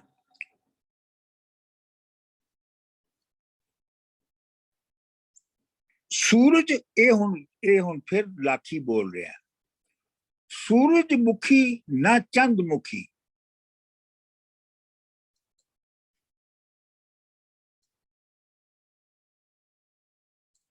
ਸੂਰਜਮੁਖੀ ਨਾ ਚੰਦਮੁਖੀ, ਢੋਲੇ ਇਕੱਠੇ ਕਰਦੇ ਫਿਰਦੇ ਹੋ, ਕੋਠੇ ਸੁਕਣੇ ਪਾ ਸਿਆਲੀ, ਖਾਇਓ ਬੋਝੇ ਭਰ ਕੇ। ਇਹ ਹੁਣ ਟਾਂਟ ਕਰ ਰਿਹਾ ਉਹਨਾਂ ਨੂੰ ਲਾਖੀ ਕਿ ਤੁਸੀਂ ਢੋਲੇ ਜਿਹੜੇ ਨੇ ਉਹਨਾਂ ਨੂੰ ਇਕੱਠੇ ਕਰਦੇ ਫਿਰਦੇ ਹੋ। ਸੂਰਜਮੁਖੀ ਤੁਸੀਂ ਨਾ ਸੂਰਜਮੁਖੀ ਨਾ ਚੰਦਮੁਖੀ, ਇਹ ਤੇ ਗੱਲ ਪੱਕੀ ਹੈ। ਤੇ ਢੋਲੇ ਇਕੱਠੇ ਕਰਦੇ ਫਿਰਦੇ ਹੋ, ਤੁਹਾਡੇ ਇੰਜੀ ਢੋਲੇ ਇਕੱਠੇ ਕਰਦੇ ਫਿਰਦੇ ਹੋ। ਇਹਨਾਂ ਨੂੰ ਆਪਣਾ ਕੋਠੇ ਸੁੱਕਣੇ ਪਾ ਸਿਆਲੀ, ਇਹਨਾਂ ਨੂੰ ਕੋਠਿਆਂ ਉੱਤੇ ਪਾ ਕੇ ਸੁਕਾ ਲਓ। म्यूट कर ले जी। म्यूट करो जी। जहांगीर साहब म्यूट कर लो। एक मिनट अमरजीत जी म्यूट कर दियो इन्हां नूं। अच्छा जी। कोठे सुकने पा सियाली, खाओ बोझे भर के। आम तौर दे उत्ते बेर और इस तरह ਦੀਆਂ ਜਿਹੜੀਆਂ ਚੀਜ਼ਾਂ ਨੇ ਨਾ ਪਿੰਡਾਂ ਵਿੱਚ ਜਦੋਂ ਮੌਸਮ ਹੁੰਦਾ ਹੈ ਤੇ ਉਹਨਾਂ ਨੂੰ ਕੋਠਿਆਂ ਤੇ ਪਕਾ ਕੇ ਸੁਕਾ ਲਿਆ ਜਾਂਦਾ ਹੈ ਤੇ ਫਿਰ ਉਹ ਬਾਕੀ ਸੀਜ਼ਨ ਦੇ ਵਿੱਚ ਉਹਨਾਂ ਨੂੰ ਖਾਧਾ ਜਾਂਦਾ ਹੈ। ਤੇ ਇਹ ਇੱਥੇ ਉਹਨਾਂ ਨੂੰ ਟਾਂਟ ਕਰ ਰਿਹਾ ਹੈ ਕਿ ਤੁਸੀਂ ਢੋਲੇ ਤੁਹਾਡੇ ਲਈ ਉਵੇਂ ਹੀ ਨੇ ਜਿਵੇਂ ਬੇਰ ਹੁੰਦੇ ਨੇ, ਜਿਵੇਂ ਬਾਕੀ ਕੰਜ਼ੰਪਸ਼ਨ ਦੀਆਂ ਚੀਜ਼ਾਂ ਹੁੰਦੀਆਂ ਨੇ, ਉਹ ਤੁਸੀਂ ਇਕੱਠੇ ਕਰਕੇ ਤੇ ਤੁਸੀਂ ਉਹਨਾਂ ਨੂੰ ਸੁਕਾ ਲਿਓ ਤੇ ਫਿਰ ਬੋਝੇ ਪਾ ਕੇ ਸਿਆਲ ਵਿੱਚ ਖਾਓ। ਸਮਝ ਗਏ ਹੋ ਨਾ ਗੱਲ ਨੂੰ ਤੁਸੀਂ? ਅੱਖਾਂ ਹੇਠ ਅਖਬਾਰਾਂ ਧਰ ਕੇ, ਯਾਨੀ ਮਤਲਬ ਅੱਖਾਂ ਹੇਠ ਅਖਬਾਰਾਂ ਧਰ ਕੇ ਬੋਝੇ ਵਿੱਚੋਂ ਕੱਢ ਕੇ ਤੇ ਖਾਓ ਢੋਲੇ। ਲਾਹੌਰ ਸ਼ਹਿਰ ਤੁਸੀਂ ਆਪ ਉਗਾਉਂਦੇ ਕੁਝ ਨਹੀਂ। ਤੁਸੀਂ ਲਾਹੌਰ ਸ਼ਹਿਰ ਵਾਲੇ ਜਿਹੜੇ ਹੋ ਆਪ ਤੇ ਕੁਝ ਪੈਦਾ ਨਹੀਂ ਕਰਦੇ। ਮਤਲਬ ਜਿਹੜੀ ਸ਼ਹਿਰੀ ਪਾਪੂਲੇਸ਼ਨ ਹੈ ਉਹ ਆਪ ਤੇ ਕੋਈ ਚੀਜ਼ ਪ੍ਰੋਡਿਊਸ ਨਹੀਂ ਕਰਦੀ, ਗਿੱਲੀ ਰਸਤ ਮੰਗਾਉਂਦੀ ਹੈ। ਰਸਤ ਦਾ ਮਤਲਬ ਹੈ ਸਪਲਾਈਡ ਗੁੱਡਸ। ਤੁਸੀਂ ਗਿੱਲੀਆਂ ਚੀਜ਼ਾਂ ਮੰਗਵਾਉਂਦੇ ਹੋ ਤੇ ਉਹਨਾਂ ਨੂੰ ਸੁਕਾਉਂਦੇ ਹੋ, ਸੁਕਾ ਕੇ ਫਿਰ ਖਾ ਲੈਂਦੇ ਹੋ। ਅੱਛਾ, ਇੱਥੇ ਮੈਂ ਇਹ ਪੁਆਇੰਟ ਆਊਟ ਕਰਨਾ ਚਾਹੁੰਦਾ ਹਾਂ ਕਿ ਜਿਹੜਾ 70s ਦਾ ਜਿਸ ਜ਼ਮਾਨੇ ਦੇ ਵਿੱਚ ਇਹ ਨਜ਼ਮ ਲਿਖੀ ਗਈ ਸੀ, ਉਸ ਜ਼ਮਾਨੇ ਦੇ ਵਿੱਚ ਜਿਹੜੀ ਪ੍ਰੋਗਰੈਸਿਵ ਮੂਵਮੈਂਟ ਸੀ ਉਹ ਬਹੁਤ ਅੱਗੇ ਸੀ। ਔਰ ਪਾਕਿਸਤਾਨ ਦੇ ਵਿੱਚ ਮੋਸਟਲੀ ਜਿਹੜੀ ਹੈ ਉਹ ਮੌਜ਼ੇ ਤੁੰਗ ਦੀ ਜਿਹੜੀ ਆਈਡੀਓਲੋਜੀ ਹੈ ਉਹ ਜ਼ਿਆਦਾ ਉਹ ਡੋਮੀਨੇਟ ਕਰ ਰਹੀ ਸੀ, ਮੌਜ਼ੇ ਤੁੰਗ ਦੀ ਆਈਡੀਓਲੋਜੀ। ਔਰ ਜਿਹੜੀ ਪਾਰਟੀ ਨਾਲ ਨਜਮ ਹੁਸੈਨ ਸੀਰ ਸਾਹਿਬ ਸਨ, ਉਹ ਮਜ਼ਦੂਰ ਕਿਸਾਨ ਪਾਰਟੀ, ਉਹਦੀ ਫਿਲਾਸਫੀ ਵੀ ਇਹੋ ਹੀ ਸੀ। ਫਿਲਾਸਫੀ ਇਹ ਸੀ ਕਿ ਜਿਹੜੇ ਆਮ ਜਿਹੜੀ ਮਾਰਕਸਿਜ਼ਮ ਹੈ, ਸੋਸ਼ਲਿਜ਼ਮ ਹੈ, ਉਹਦੇ ਵਿੱਚ ਜਿਹੜੀ ਟ੍ਰੈਡੀਸ਼ਨਲ ਸੋਸ਼ਲਿਜ਼ਮ ਹੈ, ਉਹਦੇ ਵਿੱਚ ਇਹ ਕਿਹਾ ਜਾਂਦਾ ਹੈ ਕਿ ਮਜ਼ਦੂਰ ਜਿਹੜੇ ਨੇ ਉਹ ਇਕੱਠੇ ਹੋ ਕੇ ਤੇ ਯਾਨੀ ਸਨਅਤੀ ਮਜ਼ਦੂਰ, ਇੰਡਸਟਰੀਅਲ ਵਰਕਰਸ ਇਕੱਠੇ ਹੋ ਕੇ ਤੇ ਉਹ ਰੈਵੋਲੂਸ਼ਨ ਲਿਆਉਣਗੇ। ਲੇਕਿਨ ਮੌਜ਼ੇ ਤੁੰਗ ਨੇ ਉਹਦੇ ਵਿੱਚ ਇਹ ਤਬਦੀਲੀ ਕੀਤੀ, ਇਹ ਫਰਕ ਕੀਤਾ। ਉਹਨੇ ਕਿਹਾ ਕਿ ਨਹੀਂ, ਜਿਹੜੇ ਪਿੰਡਾਂ ਦੇ ਲੋਕ ਨੇ, ਜਿਹੜੇ ਪਿੰਡਾਂ ਦੇ ਗਰੀਬ ਲੋਕ ਨੇ ਜਾਂ ਪਿੰਡਾਂ ਦੇ ਜਿਹੜੇ ਪੈਦਾ ਕਰਨ ਵਾਲੇ ਲੋਕ ਨੇ, ਉਹ ਇਕੱਠੇ ਹੋ ਕੇ ਸ਼ਹਿਰਾਂ ਨੂੰ ਵੜਨਗੇ, ਸ਼ਹਿਰਾਂ ਨੂੰ ਫਤਹ ਕਰ ਲੈਣਗੇ ਤੇ ਉਹ ਇੱਕ ਸੋਸ਼ਲਿਸਟ ਨਿਜ਼ਾਮ ਜਿਹੜਾ ਉਹ ਲੈ ਆਉਣਗੇ। ਅਗਰ ਤੁਸੀਂ ਇਹਨਾਂ ਲਾਈਨਾਂ ਨੂੰ ਵੇਖੋ ਨਾ, ਤੇ ਇਹਦੇ ਵਿੱਚ ਵੈਸੇ ਤੇ ਇੱਕ ਗੱਲ ਸਹੀ ਹੈ ਕਿ ਜਿਹੜੇ ਸ਼ਹਿਰ ਨੇ ਆਪ ਤਾਂ ਕੁਝ ਨਹੀਂ ਉਗਾਉਂਦੇ, ਉਹ ਤੇ ਪਿੰਡਾਂ ਦੀ ਸਰਪਲਸ ਹੀ ਖਾਂਦੇ ਨੇ ਨਾ। ਜਿਹੜੇ ਪਿੰਡ ਪੈਦਾ ਕਰਦੇ ਨੇ ਸਰਪਲਸ ਪ੍ਰੋਡਕਸ਼ਨ ਕਰਦੇ ਨੇ ਜਿਹੜੀ, ਉਹ ਸ਼ਹਿਰਾਂ 'ਚ ਵੇਚਦੇ ਨੇ ਤੇ ਉਹਨਾਂ ਦੇ ਨਾਲ ਸ਼ਹਿਰ ਚੱਲਦੇ ਨੇ। ਸੋ ਮਤਲਬ ਬੇਸਿਕਲੀ ਜਿਹੜੇ ਸ਼ਹਿਰ ਨੇ ਉਹ ਪੈਦਾ ਕਰਨ, ਪੇਂਡੂ ਪੈਦਾ ਕਰਨ ਵਾਲਿਆਂ ਦੀ ਸਰਪਲਸ ਦੀ ਪੈਦਾ ਨੂੰ ਐਕਸਪਲੋਇਟ ਕਰਕੇ ਜਿਹੜੇ ਨੇ ਉਹ ਜੀਂਦੇ ਨੇ। ਸੋ ਇਹ ਦਾ ਇਹਨਾਂ ਲਾਈਨਾਂ ਦਾ ਮੈਂ ਤੁਹਾਨੂੰ ਇਹ ਬੈਕਗਰਾਉਂਡ ਸਮਝਾਉਣਾ ਚਾਹੁੰਦਾ ਸਾਂ। ਤਾਂ ਤੁਹਾਡਾ ਮਤਲਬ ਮੇਰੀ ਜਿਹੜੀ ਇੰਟਰਪ੍ਰੀਟੇਸ਼ਨ ਹੈ ਉਹਨੂੰ ਮੰਨਣਾ ਤੁਹਾਡਾ ਜ਼ਰੂਰੀ ਨਹੀਂ ਹੈ, ਉਹ ਤੁਸੀਂ ਬੇਸ਼ੱਕ ਨਾ ਮੰਨੋ, ਤੁਸੀਂ ਆਪਣੀ ਇੰਟਰਪ੍ਰੀਟੇਸ਼ਨ ਕਰ ਲੈਣਾ। ਲਾਹੌਰ ਸ਼ਹਿਰ ਤੁਸੀਂ ਆਪ ਉਗਾਉਂਦੇ ਕੁਝ ਨਹੀਂ, ਗਿੱਲੀ ਰਸਤ ਮੁਸਕਾਉਂਦੇ ਹੋ, ਮਾਂਦਰੀਆਂ ਦਾ ਕਰਕੇ ਵੇਸ, ਮੈਂਡੇ ਕਲਰ ਦੇ ਸੱਪ ਘੱਤ ਪਟਾਰੇ, ਮਾਲ ਰੋਡ ਤੇ ਬਹਿ ਕੇ ਬੀਨ ਵਜਾਸੋ, ਜਿਹਨੂੰ ਲੜਿਆ ਨਹੀਂ ਉਹਨੇ ਸੱਪ ਨਹੀਂ ਡਿੱਠਾ। ਹੁਣ ਉਹ ਇਹ ਕਹਿ ਰਿਹਾ ਹੈ ਕਿ ਤੁਸੀਂ ਮਾਂਦਰੀ ਹੁੰਦੇ ਨੇ ਜਿਹੜੇ ਸੱਪਾਂ ਦਾ ਇਲਾਜ ਕਰਦੇ ਨੇ, ਸੱਪ ਦੇ ਡੰਗੇ ਦਾ ਇਲਾਜ ਕਰਦੇ ਨੇ, ਕਿ ਤੁਸੀਂ ਮਾਂਦਰੀਆਂ ਦਾ ਵੇਸ ਕਰਕੇ, ਮਾਂਦਰੀਆਂ ਦਾ ਕੀ ਕਹਿੰਦੇ ਨੇ ਭੇਸ ਬਦਲ ਕੇ, ਤੇ ਤੁਸੀਂ ਜਿਹੜੇ ਮੇਰੇ ਕਲਰ ਦੇ ਸੱਪ ਨੇ, ਜਿਹੜਾ ਕਲਰ ਦਾ ਸੱਪ ਹੁੰਦਾ ਹੈ ਨਾ, ਕਲਰ ਦਾ ਮਤਲਬ ਹੈ ਸਲੇਨ, ਜਿਹੜਾ ਕਲਰ ਦਾ ਸੱਪ ਹੁੰਦਾ ਹੈ ਉਹ ਬਹੁਤ ਜ਼ਹਿਰੀਲਾ ਹੁੰਦਾ ਹੈ। ਮੇਰੇ ਕਲਰ ਦੇ ਸੱਪ ਘੱਟ ਪਟਾਰੇ, ਪਟਾਰੀ ਵਿੱਚ ਮੇਰੇ ਕਲਰ ਦੇ ਸੱਪ ਜਿਹੜੇ ਨੇ ਜਿਨ੍ਹਾਂ ਵਿੱਚ ਜ਼ਹਿਰ ਹੈ ਉਹਨਾਂ ਨੂੰ ਪਾ ਲੈਂਦੇ ਹੋ, ਫਿਰ ਮਾਲ ਰੋਡ ਤੇ ਬਹਿ ਕੇ ਬੀਨ ਵਜਾਸੋ, ਫਿਰ ਮਾਲ ਰੋਡ ਤੇ ਲਿਜਾ ਕੇ ਤੁਸੀਂ ਤਮਾਸ਼ੇ ਕਰੋਗੇ, ਬੀਨ ਵਜਾ ਕੇ ਲੋਕਾਂ ਨੂੰ ਉਹ ਸੱਪ ਵਿਖਾਓਗੇ। ਜਿਹਨੂੰ ਲੜਿਆ ਨਹੀਂ ਉਹਨੇ ਸੱਪ ਨਹੀਂ ਡਿੱਠਾ, ਜਿਹਨੂੰ ਕਦੀ ਸੱਪ ਲੜਿਆ ਹੀ ਨਹੀਂ ਨਾ, ਉਹਨੇ ਸੱਪ ਨਹੀਂ ਵੇਖਿਆ। ਇਹ ਜਿਹੜੀ 3 ਲਾਈਨਾਂ ਨੇ, ਇਹਨਾਂ ਦਾ ਮਤਲਬ ਹੈ ਕਿ ਜੋ ਕ੍ਰੀਏਟਿਵ ਚੀਜ਼ ਇੰਡੀਜਨਸ ਕਲਚਰ ਦੇ ਵਿੱਚ ਪੈਦਾ ਹੋ ਰਹੀ ਹੈ, ਉਹਨੂੰ ਤੁਸੀਂ ਸ਼ਹਿਰ ਵਾਲੇ ਜਾਂ ਉਹਨੂੰ ਤੁਸੀਂ ਉੱਥੇ ਲਿਜਾ ਕੇ ਤੇ ਤੁਸੀਂ ਉਹਦੀ ਇੱਕ ਬਹੁਤ ਹੀ ਭੈੜੀ ਜਿਹੀ ਜਿਹੜੀ ਸ਼ਕਲ ਹੈ, ਭੈੜੀ ਜਿਹੀ ਜਿਹੜੀ ਸੂਰਤ ਹੈ, ਉਹ ਬਣਾ ਕੇ ਤੇ ਉਹਨੂੰ ਉਹਦੇ ਉੱਤੇ ਨੱਚਦੇ ਫਿਰਦੇ ਹੋ। ਮਤਲਬ ਜੇ ਫੋਕ ਗੀਤ ਹੈ ਤੇ ਫੋਕ ਗੀਤ ਦਾ ਜਿਹੜਾ ਅਸਲ ਅਸਰ ਹੈ, ਉਹਦਾ ਅਸਲ ਜਿਹੜਾ ਮਤਲਬ ਹੈ, ਉਹਦਾ ਅਸਲ ਜਿਹੜਾ ਉਹਦਾ ਜ਼ਹਿਰ ਹੈ ਜਾਂ ਉਹਦਾ ਮਿਠਾਸ ਹੈ, ਉਹ ਨਹੀਂ ਤੁਹਾਨੂੰ ਸਮਝ ਆਉਂਦੀ। ਤੁਸੀਂ ਐਵੇਂ ਉੱਤੋਂ ਉਹਨੂੰ ਕਰਦੇ ਹੋ। ਵੇਖਣ ਵਾਲੇ ਅੰਨੇ ਵੇਖੀ ਆਓ, ਬਸ ਵੇਖੀ ਆਓ। ਤੁਸੀਂ ਉਹ ਵੇਖਣ ਵਾਲੇ ਹੋ ਜਿਨ੍ਹਾਂ ਦੀਆਂ ਅੱਖਾਂ ਨਹੀਂ ਹੈਗੀਆਂ।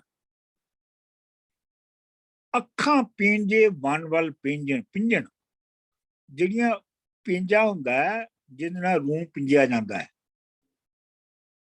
ਤੁਹਾਨੂੰ ਪਤਾ ਨਾ, ਰੂੰ ਨੂੰ ਕੱਤਣ ਤੋਂ ਪਹਿਲੇ ਪਿੰਜਿਆ ਜਾਂਦਾ ਹੈ, ਕਪਾਹ ਦੀ ਜਿਹੜੀ ਫੁੱਟੀ ਹੁੰਦੀ ਹੈ ਉਹਨੂੰ ਪਹਿਲੇ ਪ੍ਰੋਸੈਸ ਇਹ ਹੁੰਦਾ ਹੈ ਕਿ ਪਹਿਲੇ ਕਪਾਹ ਨੂੰ ਵੇਲਣੇ ਦੇ ਵਿੱਚੋਂ ਇੱਕ ਚੀਜ਼ ਹੁੰਦੀ ਹੈ, ਵੇਲਣਾ ਹੁੰਦਾ ਸੀ, ਉਹ ਹੱਥ ਨਾਲ ਚੱਲਦਾ ਸੀ, ਤੇ ਉਹਦੇ ਨਾਲ ਜਿਹੜੀ ਕਪਾਹ ਦੀ ਫੁੱਟੀ ਹੈ ਉਹਦੇ ਚ ਲੂੰ ਵੱਖਰਾ ਤੇ ਉਹਦੇ ਜਿਹੜੇ ਅੰਦਰ ਬੀਜ ਹੈ ਉਹਨੂੰ ਕਿਹਾ ਜਾਂਦਾ ਸੀ ਵੜੇਵਾ।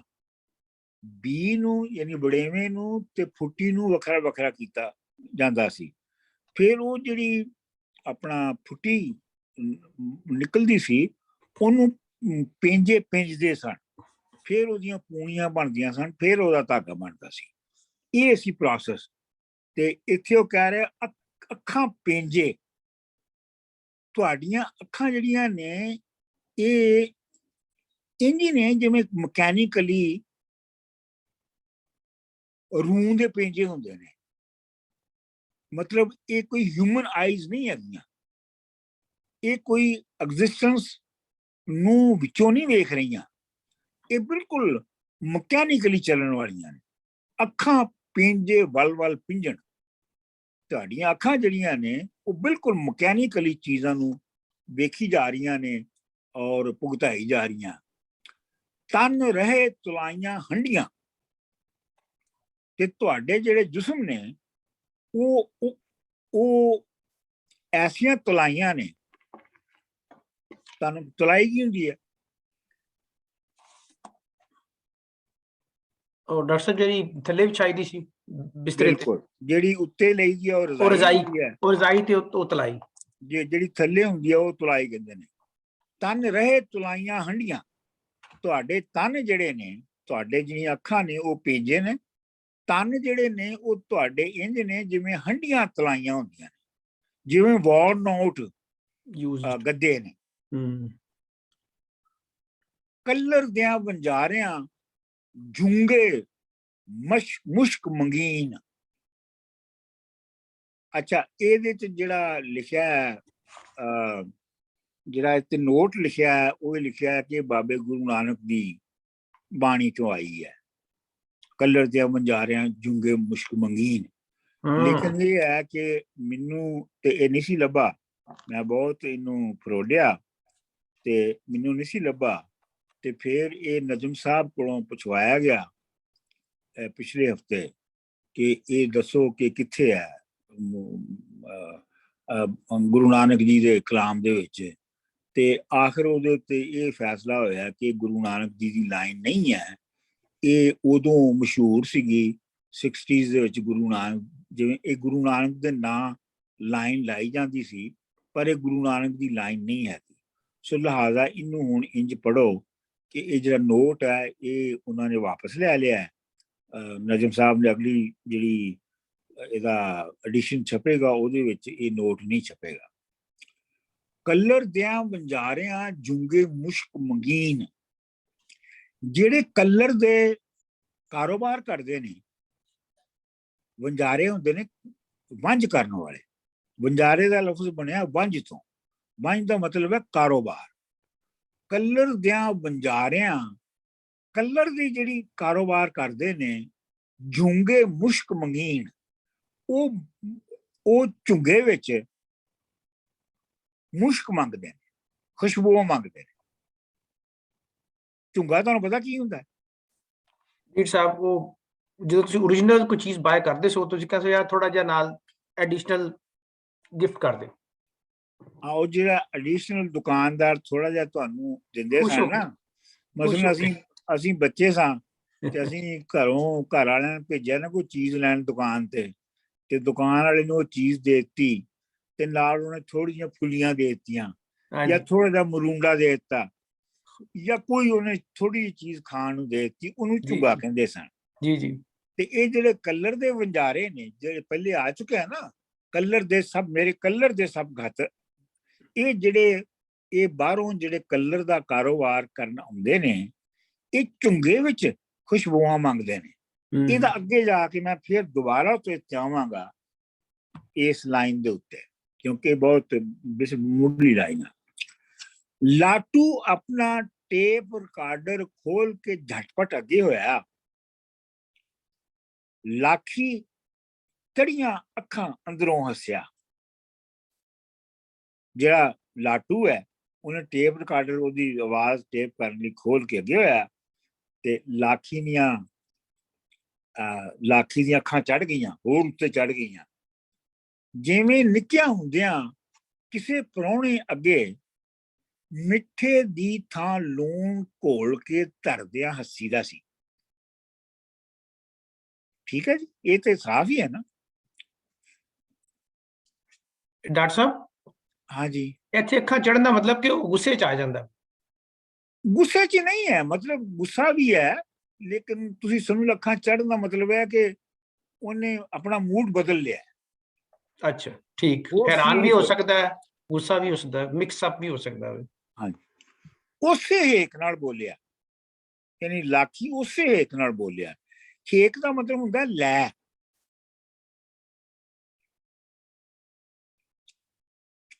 ਦਫ਼ਤਰ ਖੁੱਲੇ, ਦਫ਼ਤਰ ਖੁੱਲੇ, ਖੁੱਲੇ ਵਿੱਚ ਕਾਰਖਾਨਾ, 9 ਮਣ ਰੋਜ਼ ਦੀ ਕੀਰੀ ਹੂ, ਕੇਰੀ ਦੇ ਵਿੱਚ ਬੂਟਾ ਲੱਗੇ, ਜਾਂ ਪਿੱਪਲ ਜਾਂ ਬੇਰੀ ਹੂ, ਜਿਹੜਾ ਆਰਡਰ ਹੋਵੇ। ਪਿੱਪਲ ਹੇਠ ਵਪਾਰੀ ਆਵਣ, ਬੇਰੀ ਹੇਠ ਪੁਜਾਰੀ, ਜਿਵੇਂ ਆਰਡਰ ਹੋਵੇ। ਭਾਵੇਂ ਕੋਈ ਨਾ ਆਵੇ ਜਾਵੇ, ਕੰਮ ਨਾ ਰੁਕੇ ਸਰਕਾਰੀ, ਜਿਸ ਦਾ ਆਰਡਰ ਹੋਵੇ। ਅੱਛਾ ਜੀ, ਹੁਣ ਇਹ ਜਿਹੜੀ ਉਸੇ ਇੱਕ ਨਾਲ ਬੋਲਿਆ, ਹੁਣ ਇਹਦੇ ਵਿੱਚ ਉਹ ਜਿਹੜਾ ਕਲਾਸ ਸੁਸਾਇਟੀ ਦਾ ਜਿਹੜਾ ਨਿਜ਼ਾਮ ਹੈ ਉਹ ਜਿਵੇਂ ਆਰਗੇਨਾਈਜ਼ ਹੋਇਆ ਹੈ, ਇਹ ਉਹਨੂੰ ਬਿਆਨ ਕਰਨ ਦੀ ਕੋਸ਼ਿਸ਼ ਹੈ। ਉਹ ਕਿਵੇਂ ਆਰਗੇਨਾਈਜ਼ ਹੋਇਆ ਹੈ, ਮਤਲਬ ਦਫ਼ਤਰ ਖੁੱਲੇ ਨੇ, ਖੁੱਲੇ ਵਿੱਚ ਕਾਰਖਾਨਾ, ਵਿੱਚ ਕੁਝ ਕਾਰਖਾਨੇ ਵੀ ਖੁੱਲੇ ਨੇ। 9 ਮਣ ਰੋਜ਼ ਦੀ ਕੀਰੀ ਹੋ, ਕੀਰੀ ਜਿਹੜੀ ਹੈ ਇਹ ਉਹ ਆਪਣਾ ਮਿੱਟੀ ਹੁੰਦੀ ਸੀ ਜਿਹੜੀ ਇੱਟਾਂ ਤੋਂ ਝੜਦੀ ਸੀ, ਤੇ ਇਹ ਆਮ ਤੌਰ ਤੇ ਸੜਕਾਂ ਉੱਤੇ ਥੱਲੇ ਮਿੱਟੀ ਦੇ ਉੱਤੇ ਇਹ ਵਿਛਾ ਦਿੱਤੀ ਜਾਂਦੀ ਸੀ ਤਾਂ ਕਿ ਧੂੜ ਨਾ ਉੱਡੇ। ਉਹਨੂੰ ਕੀਰੀ ਕਹਿੰਦੇ ਸਨ। ਇਹ ਵੀ ਮੈਂ ਪਤਾ ਕਰਵਾ ਕੇ ਤੁਹਾਡੇ ਨਾਲ ਗੱਲ ਕਰ ਰਿਹਾ। ਕਿਉਂ ਜੀ, ਠੀਕ ਹੈ, ਸਮਝ ਆ ਗਈ। ਤੇ ਇਹ ਜਿਹੜਾ ਕਾਰਖਾਨੇ ਤੇ ਦਫ਼ਤਰ ਨੇ, ਇਹਨਾਂ ਦੇ ਵਿੱਚੋਂ ਪੈਦਾ ਕੀ ਹੋ ਰਿਹਾ? ਕੀਰੀ ਪੈਦਾ ਹੋ ਰਹੀ ਹੈ। ਯੂਜ਼ਲੈਸ ਤਰ੍ਹਾਂ ਦੀ ਮਿੱਟੀ ਪੈਦਾ ਹੋ ਰਹੀ ਹੈ। ਕੀਰੀ ਦੇ ਵਿੱਚ ਬੂਟਾ ਲੱਗੇ, ਕੀਰੀ ਦੇ ਵਿੱਚ ਬੂਟਾ ਲੱਗੇ, ਉਸ ਕੀਰੀ ਦੇ ਵਿੱਚ ਬੂਟੇ ਲਾਏ ਜਾ ਰਹੇ ਨੇ। ਕੀਰੀ ਦੇ ਵਿੱਚ ਤਾਂ ਬੂਟੇ ਨਹੀਂ ਲੱਗਣੇ ਨਾ, ਲੇਕਿਨ ਉਹ ਇਹ ਜਿਹੜੇ ਬੂਟੇ ਇਹ ਸੁਸਾਇਟੀ ਲਾ ਰਹੀ ਹੈ ਉਹ ਕੀਰੀ ਦੇ ਵਿੱਚ ਲਾ ਰਹੀ ਹੈ। ਜਾਂ ਪਿੱਪਲ ਜਾਂ ਬੇਰੀ, ਦੋ ਤਰ੍ਹਾਂ ਦੇ ਲਾਈ ਜਾ ਰਹੇ ਨੇ, ਜਾਂ ਪਿੱਪਲ ਲਾ ਰਹੇ ਨੇ ਜਾਂ ਬੇਰੀ ਲਾਈ ਜਾ ਰਹੇ, ਜਿਹੜਾ ਆਰਡਰ। ਮਤਲਬ ਇਹ ਹੈ ਕਿ ਜਿਹੜੀ ਕਲਾਸ ਸੁਸਾਇਟੀ ਨੂੰ ਆਪਣੇ ਆਪ ਨੂੰ ਕਾਇਮ ਰੱਖਣ ਲਈ ਜਿਨ੍ਹਾਂ ਸ਼ਾਵਾਂ ਦੀ ਲੋੜ ਹੈ ਉਹ ਸ਼ਾਵਾਂ ਉਹ ਬਣਾ ਲੈਂਦੀਆਂ ਨੇ, ਜਿਹੜਾ ਆਰਡਰ ਹੋਵੇ। ਪਿੱਪਲ ਹੇਠ ਵਪਾਰੀ ਆਵਣ, ਜਿਹੜਾ ਪਿੱਪਲ ਹੈ ਉਹਦੇ ਹੇਠ ਤੇ ਆਉਂਦੇ ਨੇ ਵਪਾਰੀ, ਯਾਨੀ ਮਤਲਬ ਜਿਹੜੀ ਸੁਸਾਇਟੀ ਦੀ ਇਕਨੋਮੀ ਹੈ, ਜਿਹੜਾ ਪਿੱਪਲ ਹੈ ਉਹ ਸੁਸਾਇਟੀ ਦੀ ਇਕਨੋਮਿਕ ਸਟਰਕਚਰ ਦਾ ਸਿੰਬਲ ਹੈ।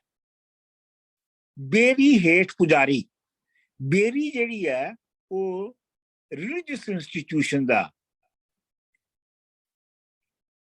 ਸਿੰਬਲ ਹੈ। ਸੋ ਪਹਿਲੇ ਕਾਰਖਾਨਾ ਸੀ, ਫਿਰ ਦਫ਼ਤਰ ਆਏ, ਫਿਰ ਕੀਰੀ ਦੇ ਵਿੱਚ ਪਹਿਲੇ ਪਿੱਪਲ ਲੱਗੇ, ਪਿੱਪਲ ਜਿਹੜਾ ਯਾਨੀ ਇਕਨੋਮਿਕ ਸਟਰਕਚਰ, ਤੇ ਆਪਣਾ ਬੇਰੀ ਹੇਠ ਪੁਜਾਰੀ।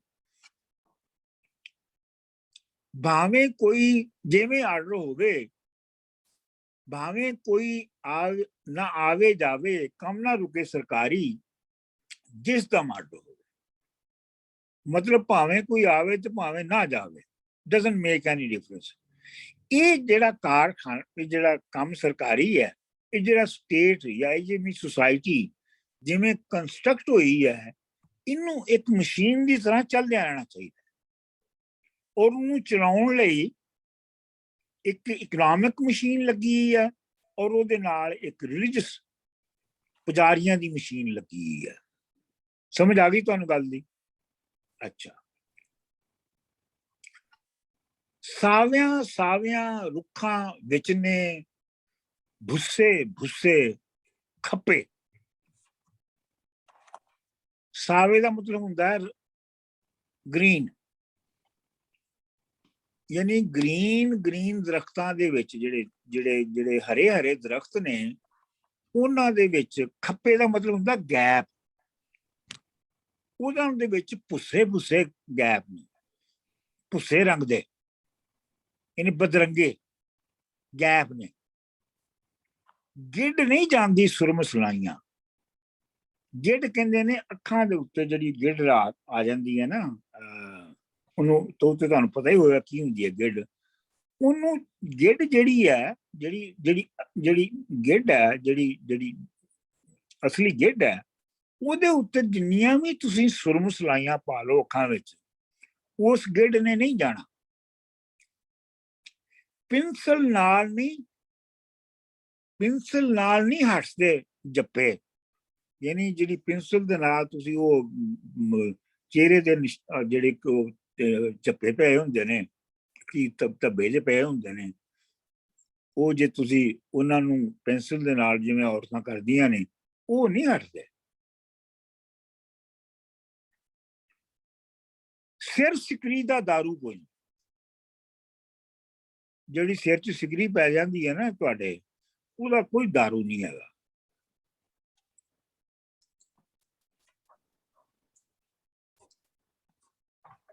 ਮਿਸਲ ਨੂੰ ਲੱਗੇ ਪੰਜੇ।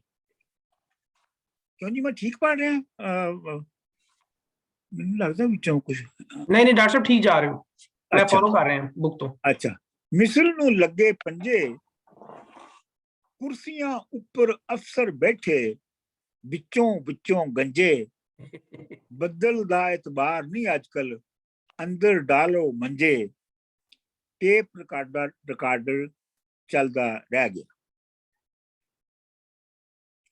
ਮਿਸਲ ਯਾਨੀ ਫਾਈਲ, ਦਫ਼ਤਰਾਂ ਦੇ ਵਿੱਚ ਫਾਈਲ ਜਿਹੜੇ ਨੇ ਉਹਨੂੰ ਪੰਜੇ ਲੱਗੇ ਨੇ।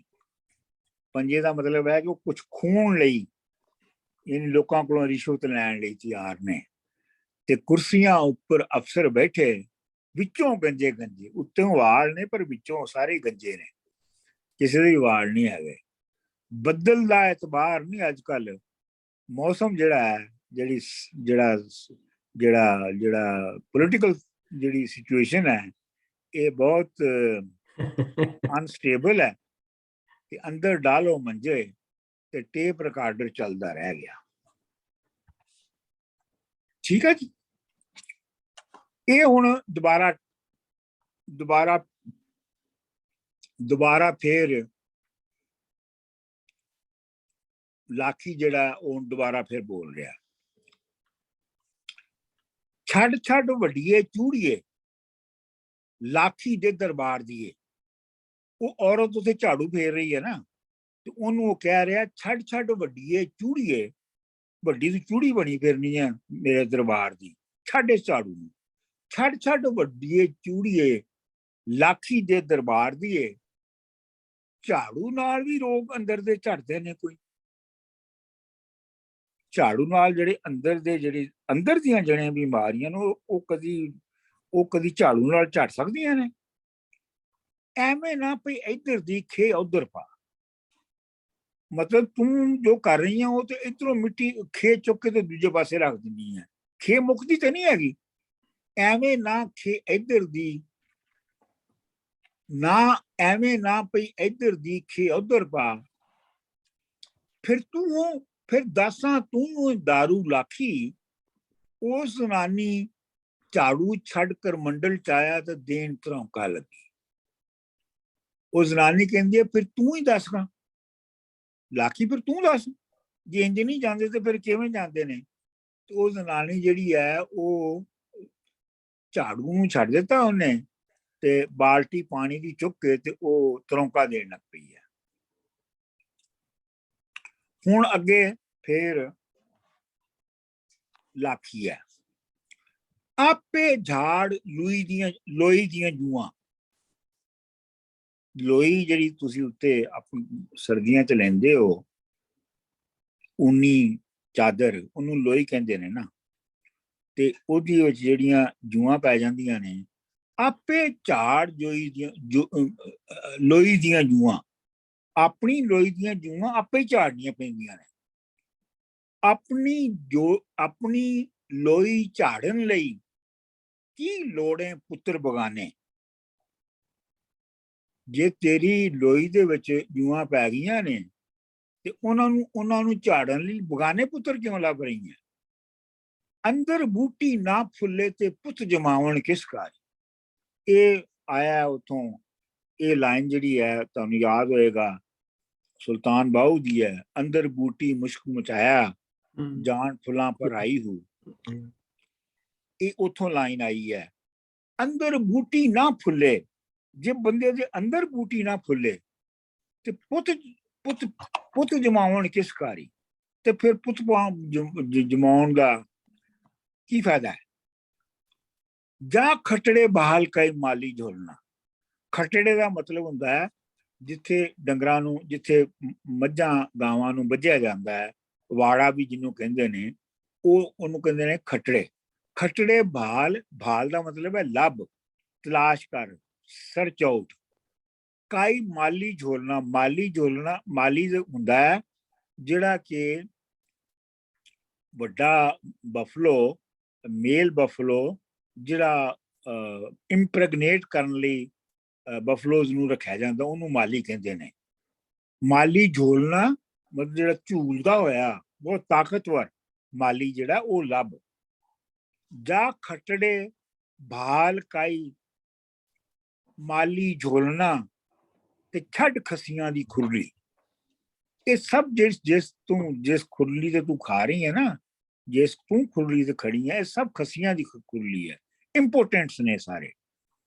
ਜਾ ਕੇ ਤੂੰ ਕੋਈ ਪੋਟੈਂਟ ਜਿਹੜਾ ਪੋਟੈਂਟ ਮਾਲੀ ਹੈ, ਉਹਨੂੰ ਲੱਭ।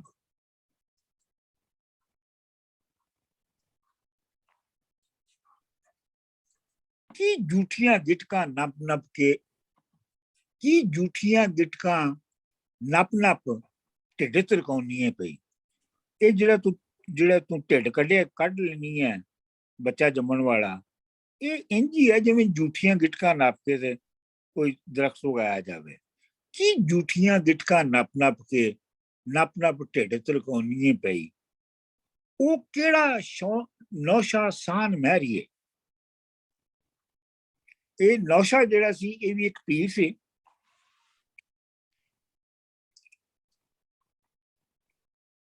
ਤੇ ਉਹ ਕਿਹੜਾ ਨੌਸ਼ਾ ਹੈ? ਸਾਨ ਵੀ ਹੁੰਦਾ, ਜਿਹੜਾ ਹੁੰਦਾ ਹੈ ਨਾ, ਉਹ ਵੀ ਇੰਪ੍ਰੈਗਨੇਟ ਕਰਦਾ ਹੈ। ਸਾਨ ਰੱਖਿਆ ਜਾਂਦਾ ਹੈ ਪਿੰਡਾਂ 'ਚ ਇੱਕ ਸਾਨ ਰੱਖਿਆ ਜਾਂਦਾ ਹੈ। ਉਹਨੂੰ ਹਰ ਕਿਸੇ ਦੀ ਜ਼ਮੀਨ ਤੇ ਜਾ ਕੇ ਕੁਛ ਵੀ ਉਹ ਖਾ ਲਵੇ, ਉਹਨੂੰ ਕੁਛ ਨਹੀਂ ਕਿਹਾ ਜਾਂਦਾ। ਤੇ ਉਹ ਫਿਰ ਗਾਵਾਂ ਸ਼ਾਵਾਂ ਤੇ ਉਹਨੂੰ ਸਾਨ ਕਹਿੰਦੇ ਨੇ। ਮਹਿਰੀਏ ਮਤਲਬ ਔਰਤ ਦੇ ਵਾਸਤੇ ਇਸਤੇਮਾਲ ਹੋਇਆ ਹੈ। ਮਹਿਰ ਦੀ ਜਿਹੜੀ ਫੈਮਿਨਨ ਨੋ ਮਹਿਰੀ ਹੈ। ਜਿਹੜਾ ਨਜ਼ਰੀ ਛੱਟਾ ਮਾਰ ਕੇ ਕਰਦਾ ਹਰੀ, ਜਿਹੜਾ ਅੱਖਾਂ ਨਾਲ ਵੇਖੇ ਤੇ ਸੁੱਕੀਆਂ ਜਿਹੜੀਆਂ ਨੇ ਉਹ ਹਰੀਆਂ ਹੋ ਜਾਣ। ਇਹ ਇਸ਼ਾਰਾ ਹੈਗਾ ਪੂਰਨ ਭਗਤ ਵੱਲ।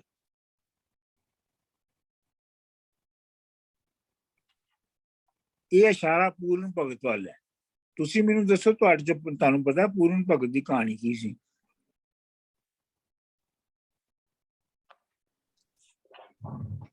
ਅਗਰ ਕਿਸੇ ਨੂੰ ਪਤਾ ਤੇ ਉਹ ਦੱਸ ਦੇਵੇ। ਡਾਕਟਰ ਸਾਹਿਬ, ਇਹ ਹੈਗਾ ਕਿ ਜਦੋਂ ਪੂਰਨ ਭਗਤ ਨੂੰ ਸਜ਼ਾ ਹੋਈ, ਮੇਰੇ ਖਿਆਲ ਮਾਰ ਦਿੱਤਾ, ਤੇ 10-12 ਸਾਲ ਬਾਅਦ ਜਦੋਂ ਵਾਪਸ ਆਇਆ, ਇੰਨੀ ਦੇਰ ਦੇ ਵਿੱਚ ਉਹਦੀ ਮਾਂ ਸੀ ਜਿਹੜੀ ਅਛਰਾਂ, ਉਹ ਰੋ ਕੇ ਅੰਨੀ ਹੋ ਗਈ ਸੀ। ਤੇ ਪੂਰਨ ਨੂੰ ਦੇਖ ਕੇ ਮੇਰਾ ਖਿਆਲ ਜਿਸ ਬਾਗ ਸੀ ਉਹਨੂੰ ਨਜ਼ਰ ਆਉਣਾ ਸ਼ੁਰੂ ਹੋ ਗਿਆ, ਤੇ ਬਾਗ ਵੀ ਦੱਸਦੇ ਕਿ ਉਹ ਹਰਾ ਹੋ ਗਿਆ ਫਿਰ ਉਸ ਟਾਈਮ ਦੇ ਉੱਤੇ। ਬਿਲਕੁਲ ਇੰਝ ਹੀ ਹੈ। तो लिहाजा मतलब ये इशारा उधर है। वो केड़ा नौशा सान महरिए जेड़ा नजरी छट्टा मार के ਸੁੱਕੀਆਂ ਕਰ ਜਾਏ ਹਰੀਆਂ, ਮੇਰੇ ਕੋਲ ਤੇ दारू ਕੋਈ ਨਹੀਂ। ਹੈ ਕਿਸੇ ਕੋਲ दारू? ਕਿਉਂ ਉਹ ਲੰਮੀਆਂ ਕੰਨਾਂ ਵਾਲਿਓ ਬੋਲੋ, ਹੈ ਕਿਸੇ ਕੋਲ दारू? ਹੁਣ ਕਹਿੰਦਾ ਹੈ ਕਿ ਮੇਰੇ ਕੋਲ ਤੇ ਇਹਦਾ दारू ਕੋਈ ਨਹੀਂ ਹੈਗਾ।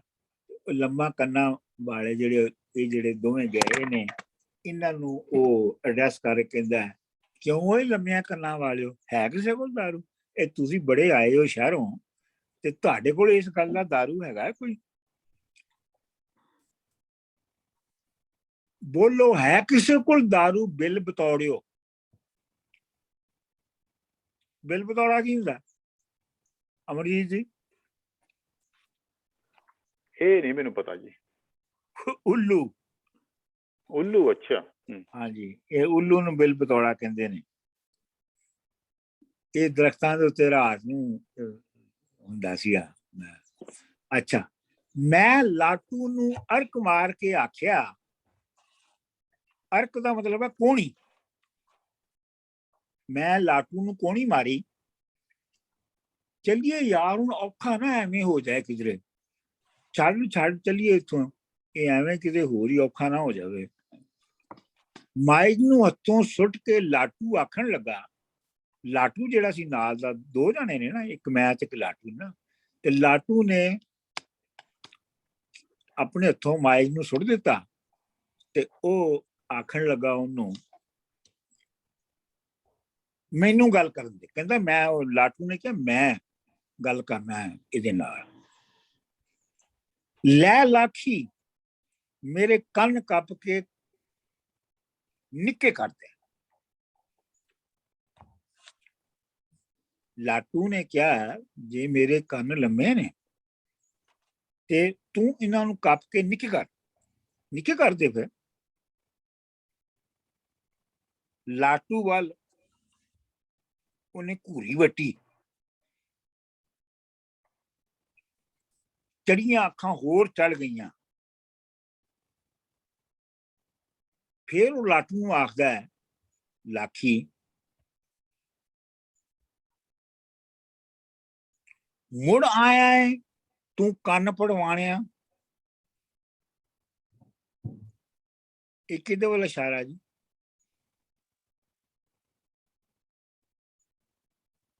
ਰਾਂਝੇ ਵੱਲ।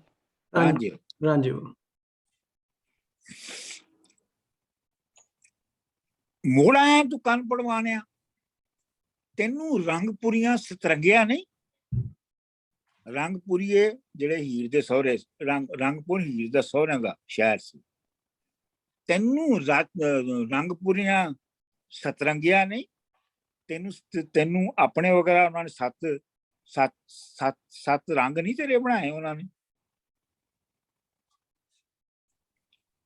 ਮੈਥੋਂ ਕੀ ਹੁਣ ਮੰਗਣਾ ਹੈ? ਅੱਛਾ, ਜਿਹੜੀ ਨਜਮ ਹੁਸੈਨ ਸਈਦ ਦੀ ਡਿਫਰੈਂਸ ਹੈ,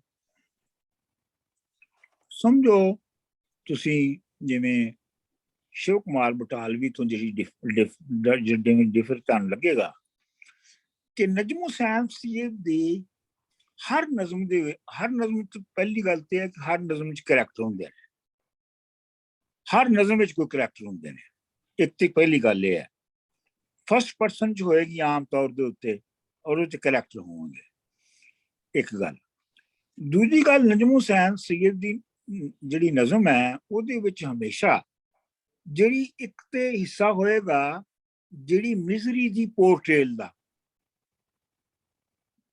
ਨੈਗੇਟਿਵਿਟੀ ਦਾ, ਲੇਕਿਨ ਹਰ ਨਜ਼ਮ ਦੇ ਵਿੱਚ ਕਿਰਦਾਰਾਂ ਦੇ ਵਿੱਚ ਜਾਂ ਕਿਸੇ ਕਿਰਦਾਰ ਦੇ ਕਿਸੇ ਇੱਕ ਪੱਖ ਦੇ ਵਿੱਚ ਇੱਕ ਰਿਬੈਲੀਅਨ ਵੀ ਹੋਏਗੀ, ਜਾਂ ਉਹਦੇ ਚ ਰਿਬੈਲੀਅਨ ਪੈਦਾ ਹੋਣ ਦੀ ਪੋਸਿਬਿਲਿਟੀ ਤੁਹਾਨੂੰ ਨਜ਼ਰ ਆ ਜਾਏਗੀ। ਇਹ ਹਰ ਨਜ਼ਮ ਦੇ ਵਿੱਚ ਹੈ। ਇਹ ਬਹੁਤ ਨਜਮ ਹੁਸੈਨ ਸਈਦ ਦੀ ਬਹੁਤ ਖਾਸ ਖਸੀਅਤ ਹੈ ਉਹਦੀਆਂ ਨਜ਼ਮਾਂ ਦੀ, ਕਿ ਉਹ ਨਜ਼ਮ ਦੇ ਜੇ ਉਹ ਇੱਕ ਹਿੱਸੇ ਦੇ ਵਿੱਚ ਉਹ ਆਪਣਾ ਜ਼ੁਲਮ ਵਿਖਾ ਰਿਹਾ ਕਿਸੇ ਨੂੰ ਕਰਦਾ ਜਾਂ ਹੁੰਦਾ ਜਾਂ ਸਹਿੰਦਿਆਂ, ਤੇ ਕਿਸੇ ਹੋਰ ਇੱਕ ਲਾਈਨ ਚ ਦੋ ਲਾਈਨਾਂ ਚ ਉਹ ਉਹਦੇ ਖਿਲਾਫ ਬਗਾਵਤ ਵੀ ਦਿਖਾਏਗਾ। ਮੈਂ ਤੁਹਾਨੂੰ ਅੱਜ ਮੈਂ ਉੱਤੇ ਛੱਡ ਆਇਆ ਤੇ ਮੈਂ ਤੁਹਾਨੂੰ ਉਹਦੀ ਮਿਸਾਲ ਦੇਣ ਲਈ ਤੁਹਾਨੂੰ ਮੈਂ ਅਗਲੀ ਵਾਰੀ ਉਹਨਾਂ ਦੀ ਨਜ਼ਮ ਸਹੀ ਸਾਹਿਬ ਦੀ ਨਜ਼ਮ ਇੱਕ ਹੈਗੀ ਹੈ ਹੀਰ, ਛੋਟੀ ਜਿਹੀ ਨਜ਼ਮ ਹੈ, ਉਹ ਮੈਂ ਤੁਹਾਨੂੰ ਸੁਣਾਵਾਂਗਾ। ਉਹ ਮੈਂ ਤੁਹਾਨੂੰ ਫਿਰ ਦੱਸਾਂਗਾ ਕਿ ਕਿਵੇਂ ਉਹਦੇ ਵਿੱਚ ਸਾਫ਼ ਤੁਹਾਨੂੰ ਦਿਸੇਗਾ ਕਿ ਕਿਵੇਂ ਜਿਹੜੀ ਮਿਜ਼ਰੀ ਹੈ ਉਹਦੇ ਵਿੱਚੋਂ ਰਿਬੈਲੀਅਨ ਕਿਵੇਂ ਪੈਦਾ ਹੁੰਦੀ ਹੈ। ਮਤਲਬ ਜਿਹੜੀ ਇਹ ਡਾਇਲੈਕਟਿਕਸ ਜਿਹੜੀ ਹੈ ਉਹ ਡਾਇਲੈਕਟਿਕਸ ਇਹ ਹੈ ਕਿ ਤੁਸੀਂ ਸਿਰਫ ਮਿਜ਼ਰੀ ਨਹੀਂ, ਮਿਜ਼ਰੀ ਅਗਰ ਹੈ ਤੇ ਉਹਦੇ ਖਿਲਾਫ ਜਿਹੜੀ ਉਹਦੇ ਉਲਟ ਵੀ ਸਟਰਗਲ ਜਿਹੜੀ ਹੈ ਉਹਦੀ ਕੋਈ ਨਾ ਕੋਈ ਸ਼ਕਲ ਜ਼ਰੂਰ ਹੁੰਦੀ ਹੈ। ਸਾਨੂੰ ਬੇਸ਼ੱਕ ਉਸ ਵੇਲੇ ਨਜ਼ਰ ਆ ਰਹੀ ਹੋਵੇ ਜਾਂ ਨਾ ਆ ਰਹੀ ਹੋਵੇ, ਪਰ ਹੁੰਦੀ ਜ਼ਰੂਰ ਹੈ। ਇਨਕਲਾਬ ਵੱਲ ਇਸ਼ਾਰਾ ਹੈ, ਕੋਈ ਰੈਵੋਲੂਸ਼ਨ ਵੱਲ? ਇਨਕਲਾਬ ਕਹਿ ਲਓ, ਲੇਕਿਨ ਮਤਲਬ ਇਹ ਹੈ ਕਿ ਜਿਹੜੀ ਅਸਲ ਗੱਲ ਤੇ ਇਹ ਹੈ ਕਿ ਜਿਹੜੀ ਨੈਗੇਟਿਵ ਹੈ ਉਹਦਾ ਉਲਟ ਉਹਦਾ ਰੱਦ ਵੀ ਹੈਗਾ। ਸੋ ਮਤਲਬ ਜਿਹੜੀ ਖਲਕਤ ਦੇ ਵਿੱਚ ਖਲਕਤ ਜਿਹੜੀ ਜ਼ੁਲਮ ਸਹਿ ਰਹੀ ਹੈ, ਉਹ ਨਾਲ ਉਹਨਾਂ ਦੇ ਵਿੱਚ ਬਗਾਵਤ ਵੀ ਪੈਦਾ ਹੋ ਰਹੀ ਹੈ, ਜਿਹੜੀ ਅੱਜ ਸਾਨੂੰ ਨਹੀਂ ਦਿਸਦੀ, ਲੇਕਿਨ ਉਹ ਕਿਸੇ ਨਾ ਕਿਸੇ ਸਟੇਜ ਤੇ ਜਾ ਕੇ ਠੀਕ। ਇਹ ਡਾਕਟਰ ਸਾਹਿਬ ਇਹੀ ਚੀਜ਼ ਆ ਸੋਸ਼ਲਿਜ਼ਮ ਕਮਿਊਨਿਜ਼ਮ ਦੇ ਵਿੱਚ ਵੀ ਤਾਂ ਅੱਗੇ ਫਿਰ ਵੱਧ ਕੇ ਬਣੀ ਨਾ, ਕਿ ਜ਼ੁਲਮ ਉਸੇ ਤੋਂ ਵੱਧ ਕੇ ਅਖੀਰ ਦੇ ਵਿੱਚ ਲੋਕ ਰੈਜ਼ਿਸਟੈਂਸ ਕਰਨਗੇ। ਹਾਂਜੀ ਬਿਲਕੁਲ। ਅੱਛਾ, ਅੱਗੇ ਜੀ ਉਹਨੇ ਪਿਛਲੀ ਲਾਈਨ ਕੀ ਸੀ, ਜ਼ਰਾ ਸਹੀ ਸਭ ਪੜ੍ਹਨਾ। ਅਸੀਂ ਸ਼ੁਰੂ ਕਰਨੀ ਹੈ, ਜੇ ਸਗਵਾਏ ਤੇ ਗਤ ਸਾ ਲੂਣਾ। ਇਹ ਤੋਂ ਪਹਿਲੇ ਕੀ ਲਾਈਨ ਸੀ? ਹਾਂਜੀ, ਇਸ ਤੋਂ ਪਹਿਲੇ ਲਾਈਨ ਸੀ, ਠਹਿਰ ਜਾਓ, ਮੈਥੋਂ ਕੀ ਹੁਣ ਮੰਗਣ ਆਇਆ ਹੈ, ਮੈਥੋਂ ਕੀ ਹੁਣ ਮੰਗਣ ਆਇਆ ਹੈ, ਜੇ ਸਗਵਾਏ ਤੇ ਗਤ ਸਾ ਲੂਣਾ। ਜੇ ਸਗਵਾ ਹੈ, ਜੇ ਕੰਪਲੀਟ ਹੈ, ਜੇ ਉਹੀ ਹੈ ਜੋ ਰਾਂਝਾ ਸੀ, ਜੇ ਸਗਵਾ ਹੈ, ਜੇ ਉਹੀ ਹੈ ਤੂੰ ਜਿਸ ਤਰ੍ਹਾਂ ਦਾ ਉਹ ਸੀ, ਤੇ ਗਤ ਸਾਹ ਲੂਣਾ, ਤੇ ਫਿਰ ਲੂਣਾ ਦਾ ਮਤਲਬ ਬਰਨਿੰਗ, ਤੇ ਆਪਣੇ ਬਰਨਿੰਗ ਜਿਹੜੀ ਤੇਰਾ ਸਾਹ ਹੈ ਉਹਨੂੰ ਕੱਢ, ਫੂਕ ਤੇ ਕੂੜ ਸਾਰੇ, ਤੇ ਉਹਨਾਂ ਦੇ ਨਾਲ ਇਹ ਸਾਰੀ ਜਿਹੜੀ ਝੂਠ ਦੀਆਂ ਬੰਤਰਾਂ ਬਣੀਆਂ ਨੇ ਇਹਨਾਂ ਨੂੰ ਅੱਗ ਲਾ ਦੇ। ਖੇੜਿਆਂ ਚੰਦ ਮੁਖੀਆਂ ਦੇ ਵਿਹੜੇ ਕਿਉਂ ਵੜ ਸੁੱਤਾ ਹੈ, ਤੂੰ ਖੇੜਿਆਂ ਦੇ ਵਿਹੜੇ ਵਿੱਚ, ਖੇੜੇ ਚੰਦ ਮੁਖੀ ਨੇ ਤੇ ਤੂੰ ਉਹਨਾਂ ਦੇ ਵਿਹੜੇ ਸੁੱਤਾ ਹੈ, ਮਤਲਬ ਤੂੰ ਲਾਹੌਰ ਸ਼ਹਿਰ ਤੋਂ ਆਇਆ ਨਾ। ਮੈਂ ਆਪਣਾ ਝਾਕਾ ਲਾਉਣ ਲਈ ਪੁੱਛਿਆ, ਇਹਨੇ ਜਿਹੜਾ ਦੂਜਾ ਕਰੈਕਟਰ ਨੇ ਉਹ ਬੋਲਿਆ, ਇਹ ਚੰਦ ਮੁਖੀਏ ਤੇ ਸੂਰਜ ਮੁਖੀਏ ਕੌਣ ਨੇ ਬਾਬਾ?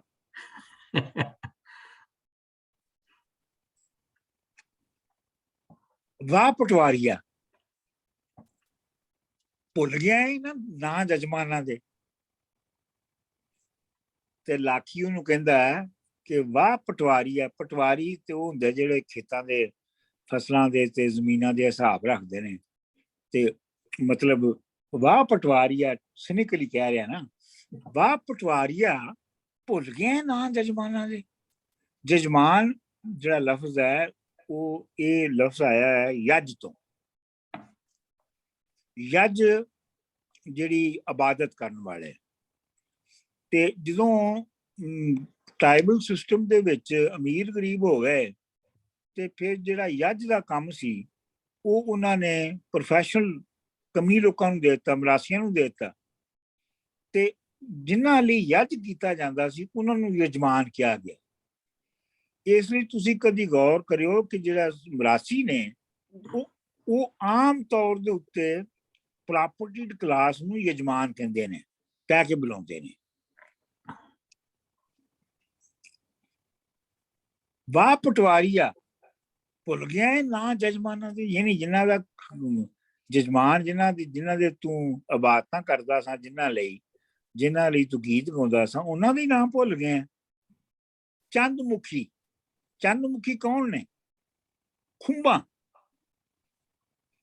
ਖੁੰਬਾਂ ਉਹ ਹੁੰਦੀਆਂ ਨੇ, ਇਹ ਜਿਹੜੀ ਕੀ ਹੁੰਦਾ ਹੈ, ਅੱਛਾ ਮਸ਼ਰੂਮ। ਮਸ਼ਰੂਮ ਜਿਹੜੇ ਰੂਟ, ਇਹ ਆਮ ਤੌਰ ਤੇ ਰੂੜੀਆਂ ਵਗੈਰਾ ਤੇ ਉਗਦੇ ਨੇ ਪਿੰਡਾਂ 'ਚ ਬਾਰਿਸ਼ ਪੈਣ ਤੇ। ਖੁੰਬਾਂ, ਗਿਰਜਾਂ, ਗਿਰਜਾਂ ਜਿਹੜੀਆਂ ਬਲਚਰਸ, ਖੁੰਬਾਂ, ਗਿਰਜਾਂ, ਪੱਦ ਭਦੇੜੇ। ਪੱਦ ਭਦੇੜੇ ਵੀ ਜਿਹੜੇ ਨੇ ਉਹ ਬਾਰਿਸ਼ ਦੇ ਨਾਲ ਗੰਦੀਆਂ ਥਾਵਾਂ ਤੇ ਜੰਮਦੇ ਨੇ। ਪੱਦ ਭਦੇੜੇ, ਪੱਦ ਬਹੇੜੇ, ਸਿਉਂਕ, ਟਰਬਾਈਟ, ਸੰਘਾੜੇ। ਸੰਘਾੜੇ ਵੀ ਤੁਹਾਨੂੰ ਪਤਾ ਹੈ, ਤੁਸੀਂ ਸੰਘਾੜੇ ਦੇ ਖਾਧੇ ਹੀ ਹੋਣੇ ਆ ਤੁਸੀਂ, ਉਹ ਪਾਣੀ ਚੁੱਕਦੇ ਨੇ। ਅੰਦਰ ਖੋਲੇ, ਕਲਰ ਚਿੱਟੇ, ਅੰਦਰ ਖੋਲੇ ਕਲਰ ਚਿੱਟੇ, ਬਾਹਰ ਕਿਨਾਰੀ ਕਾਲੀ। ਯਾਨੀ ਤੁਹਾਡੇ ਜਿਹੜੇ ਅੰਦਰ ਨੇ ਉਹ ਖੌਲਾ ਹੁੰਦਾ ਹੈ, ਉਹ ਮਕਾਨ ਹੁੰਦੇ ਨੇ ਜਿਨ੍ਹਾਂ ਦੀਆਂ ਛੱਤਾਂ ਢਹਿ ਜਾਣ, ਵੀਰਾਨ ਹੋ ਜਾਣ ਤੇ ਉਹ ਦੀਵਾਰਾਂ ਖੜੀਆਂ ਰਹਿ ਜਾਣ, ਉਹ ਹੁੰਦਾ ਹੈ ਖੌਲਾ। ਤੇ ਤੁਹਾਡੇ ਅੰਦਰ ਜਿਹੜੇ ਨੇ ਉਹ ਖੌਲਿਆਂ ਵਰਗੇ ਨੇ, ਜਿਨ੍ਹਾਂ ਦੀਆਂ ਛੱਤਾਂ ਢਹਿ ਚੁੱਕੀਆਂ ਨੇ, ਵੀਰਾਨ ਹੋ ਚੁੱਕੀਆਂ ਨੇ। ਤੇ ਅੰਦਰ ਖੌਲੇ ਕਲਰ ਚੱਟੇ, ਕਲਰਾਂ ਨੇ ਚੱਟ ਲਏ ਨੇ ਤੁਹਾਡੇ ਅੰਦਰ। ਇੱਕ ਤੇ ਖੌਲੇ ਨੇ, ਦੂਜੇ ਕਲਰਾਂ ਦੇ ਚੱਟੇ ਹੋਏ ਨੇ।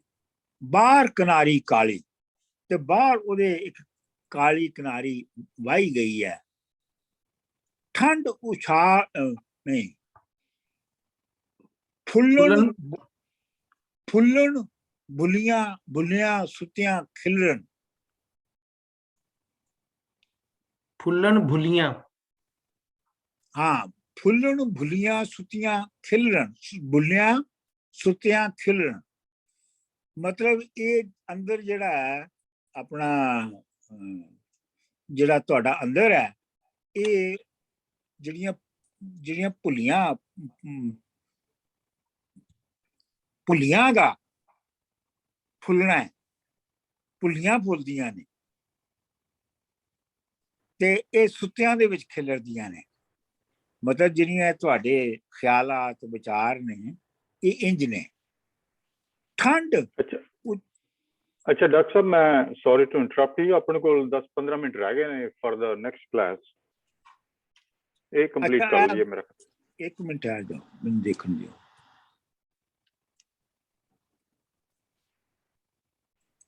ਨਹੀਂ, ਫਿਰ ਇੱਥੇ ਬੰਦ ਕਰ, ਇੱਥੋਂ ਫਿਰ ਅੱਗੇ ਸ਼ੁਰੂ ਕਰਾਂਗੇ। ਚਲੋ ਠੀਕ ਹੈ, ਕਿਉਂਕਿ ਫਿਰ ਉਹ ਬੰਦੇ ਵੀ ਬੜੇ ਨਰਵਸ ਹੋ ਜਾਂਦੇ ਨੇ ਨਾ। ਆਹ ਨਹੀਂ, ਠੀਕ ਹੈ, 15 ਮਿੰਟ ਤਾਂ ਦੇਣੇ ਚਾਹੀਦੇ ਉਹਨਾਂ ਨੂੰ। ਹਾਂਜੀ।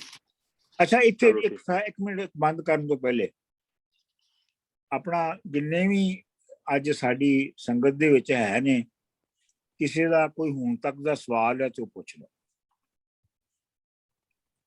ਡਾਕਟਰ ਸਾਹਿਬ, ਇਹ ਜਿਹੜਾ ਲਫ਼ਜ਼ ਹੈ ਕਲਰ, ਇਹ ਜ਼ਰਾ ਐਕਸਪਲੇਨ ਕਰ ਦਿਓ।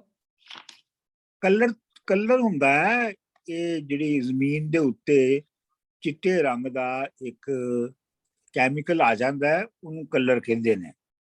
ਤੇ ਉਹਦੇ ਵਿੱਚ ਕੋਈ ਫਸਲ ਨਹੀਂ ਉਗ ਸਕਦੀ ਜੀ। ਸੈਲਿਨਿਟੀ ਦਾ ਇਹ ਹੁੰਦਾ ਹੈ।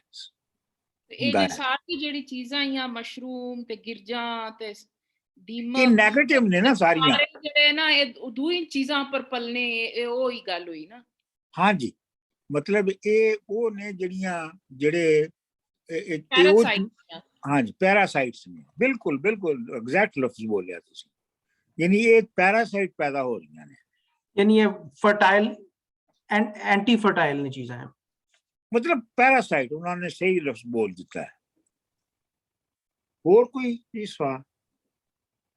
ਡਾਕਟਰ ਸਾਹਿਬ, ਬਸ ਇੱਕ ਕਮੈਂਟ, ਤੁਸੀਂ ਜ਼ਿਕਰ ਕਰ ਰਹੇ ਸੋ ਇਸ ਵਿੱਚ ਮਿਜ਼ਰੀ ਵੀ ਸਹੀ ਹੈ ਤੇ ਥੋੜਾ ਰਿਬੈਲੀਅਨ ਵੀ, ਤੇ ਮਿੱਕੀ ਤੇ ਬਹੁਤ ਹਿਊਮਰ ਵੀ ਦਿਸਿਆ। ਇਹ ਜਿਹੜਾ ਲਾਟੂ ਕੈਰੈਕਟਰ ਆ, ਤੁਸੀਂ ਉਸकी ਇਮੇजिन ਕਰੀ ਸਕਦੇ ਹੋ ਕਿ ਜਿਹੜੇ ਛੋਟੇ ਹੋਣੇ ਉਸ ਤਰ੍ਹਾਂ ਨਾ ਆ ਤੇ ਉਸकी ਗੁੱਸਾ ਚੜੀ ਗਿਆ, ਤੁਸੀਂ ਆਖਿਆ ਮਾੜੇ ਕੰਨ ਕੱਪੀ ਛੋੜ ਵਗੈਰਾ। ਬਿਲਕੁਲ, ਕਿਉਂਕਿ ਥੋੜਾ ਜਿਹਾ ਹਿਊਮਰ ਵੀ ਉਸ ਕੈਰੈਕਟਰ ਵਿੱਚ ਬੜਾ ਬਿਲਕੁਲ ਹੈਗਾ। ਔਰ ਉਹ ਨਜਮ ਸਾਹਿਬ ਦੇ ਦੀ ਆਪਣੇ ਵਿੱਚ ਵੀ ਹੈ ਉਹ ਉਸ ਤਰ੍ਹਾਂ ਦਾ ਹਿਊਮਰ।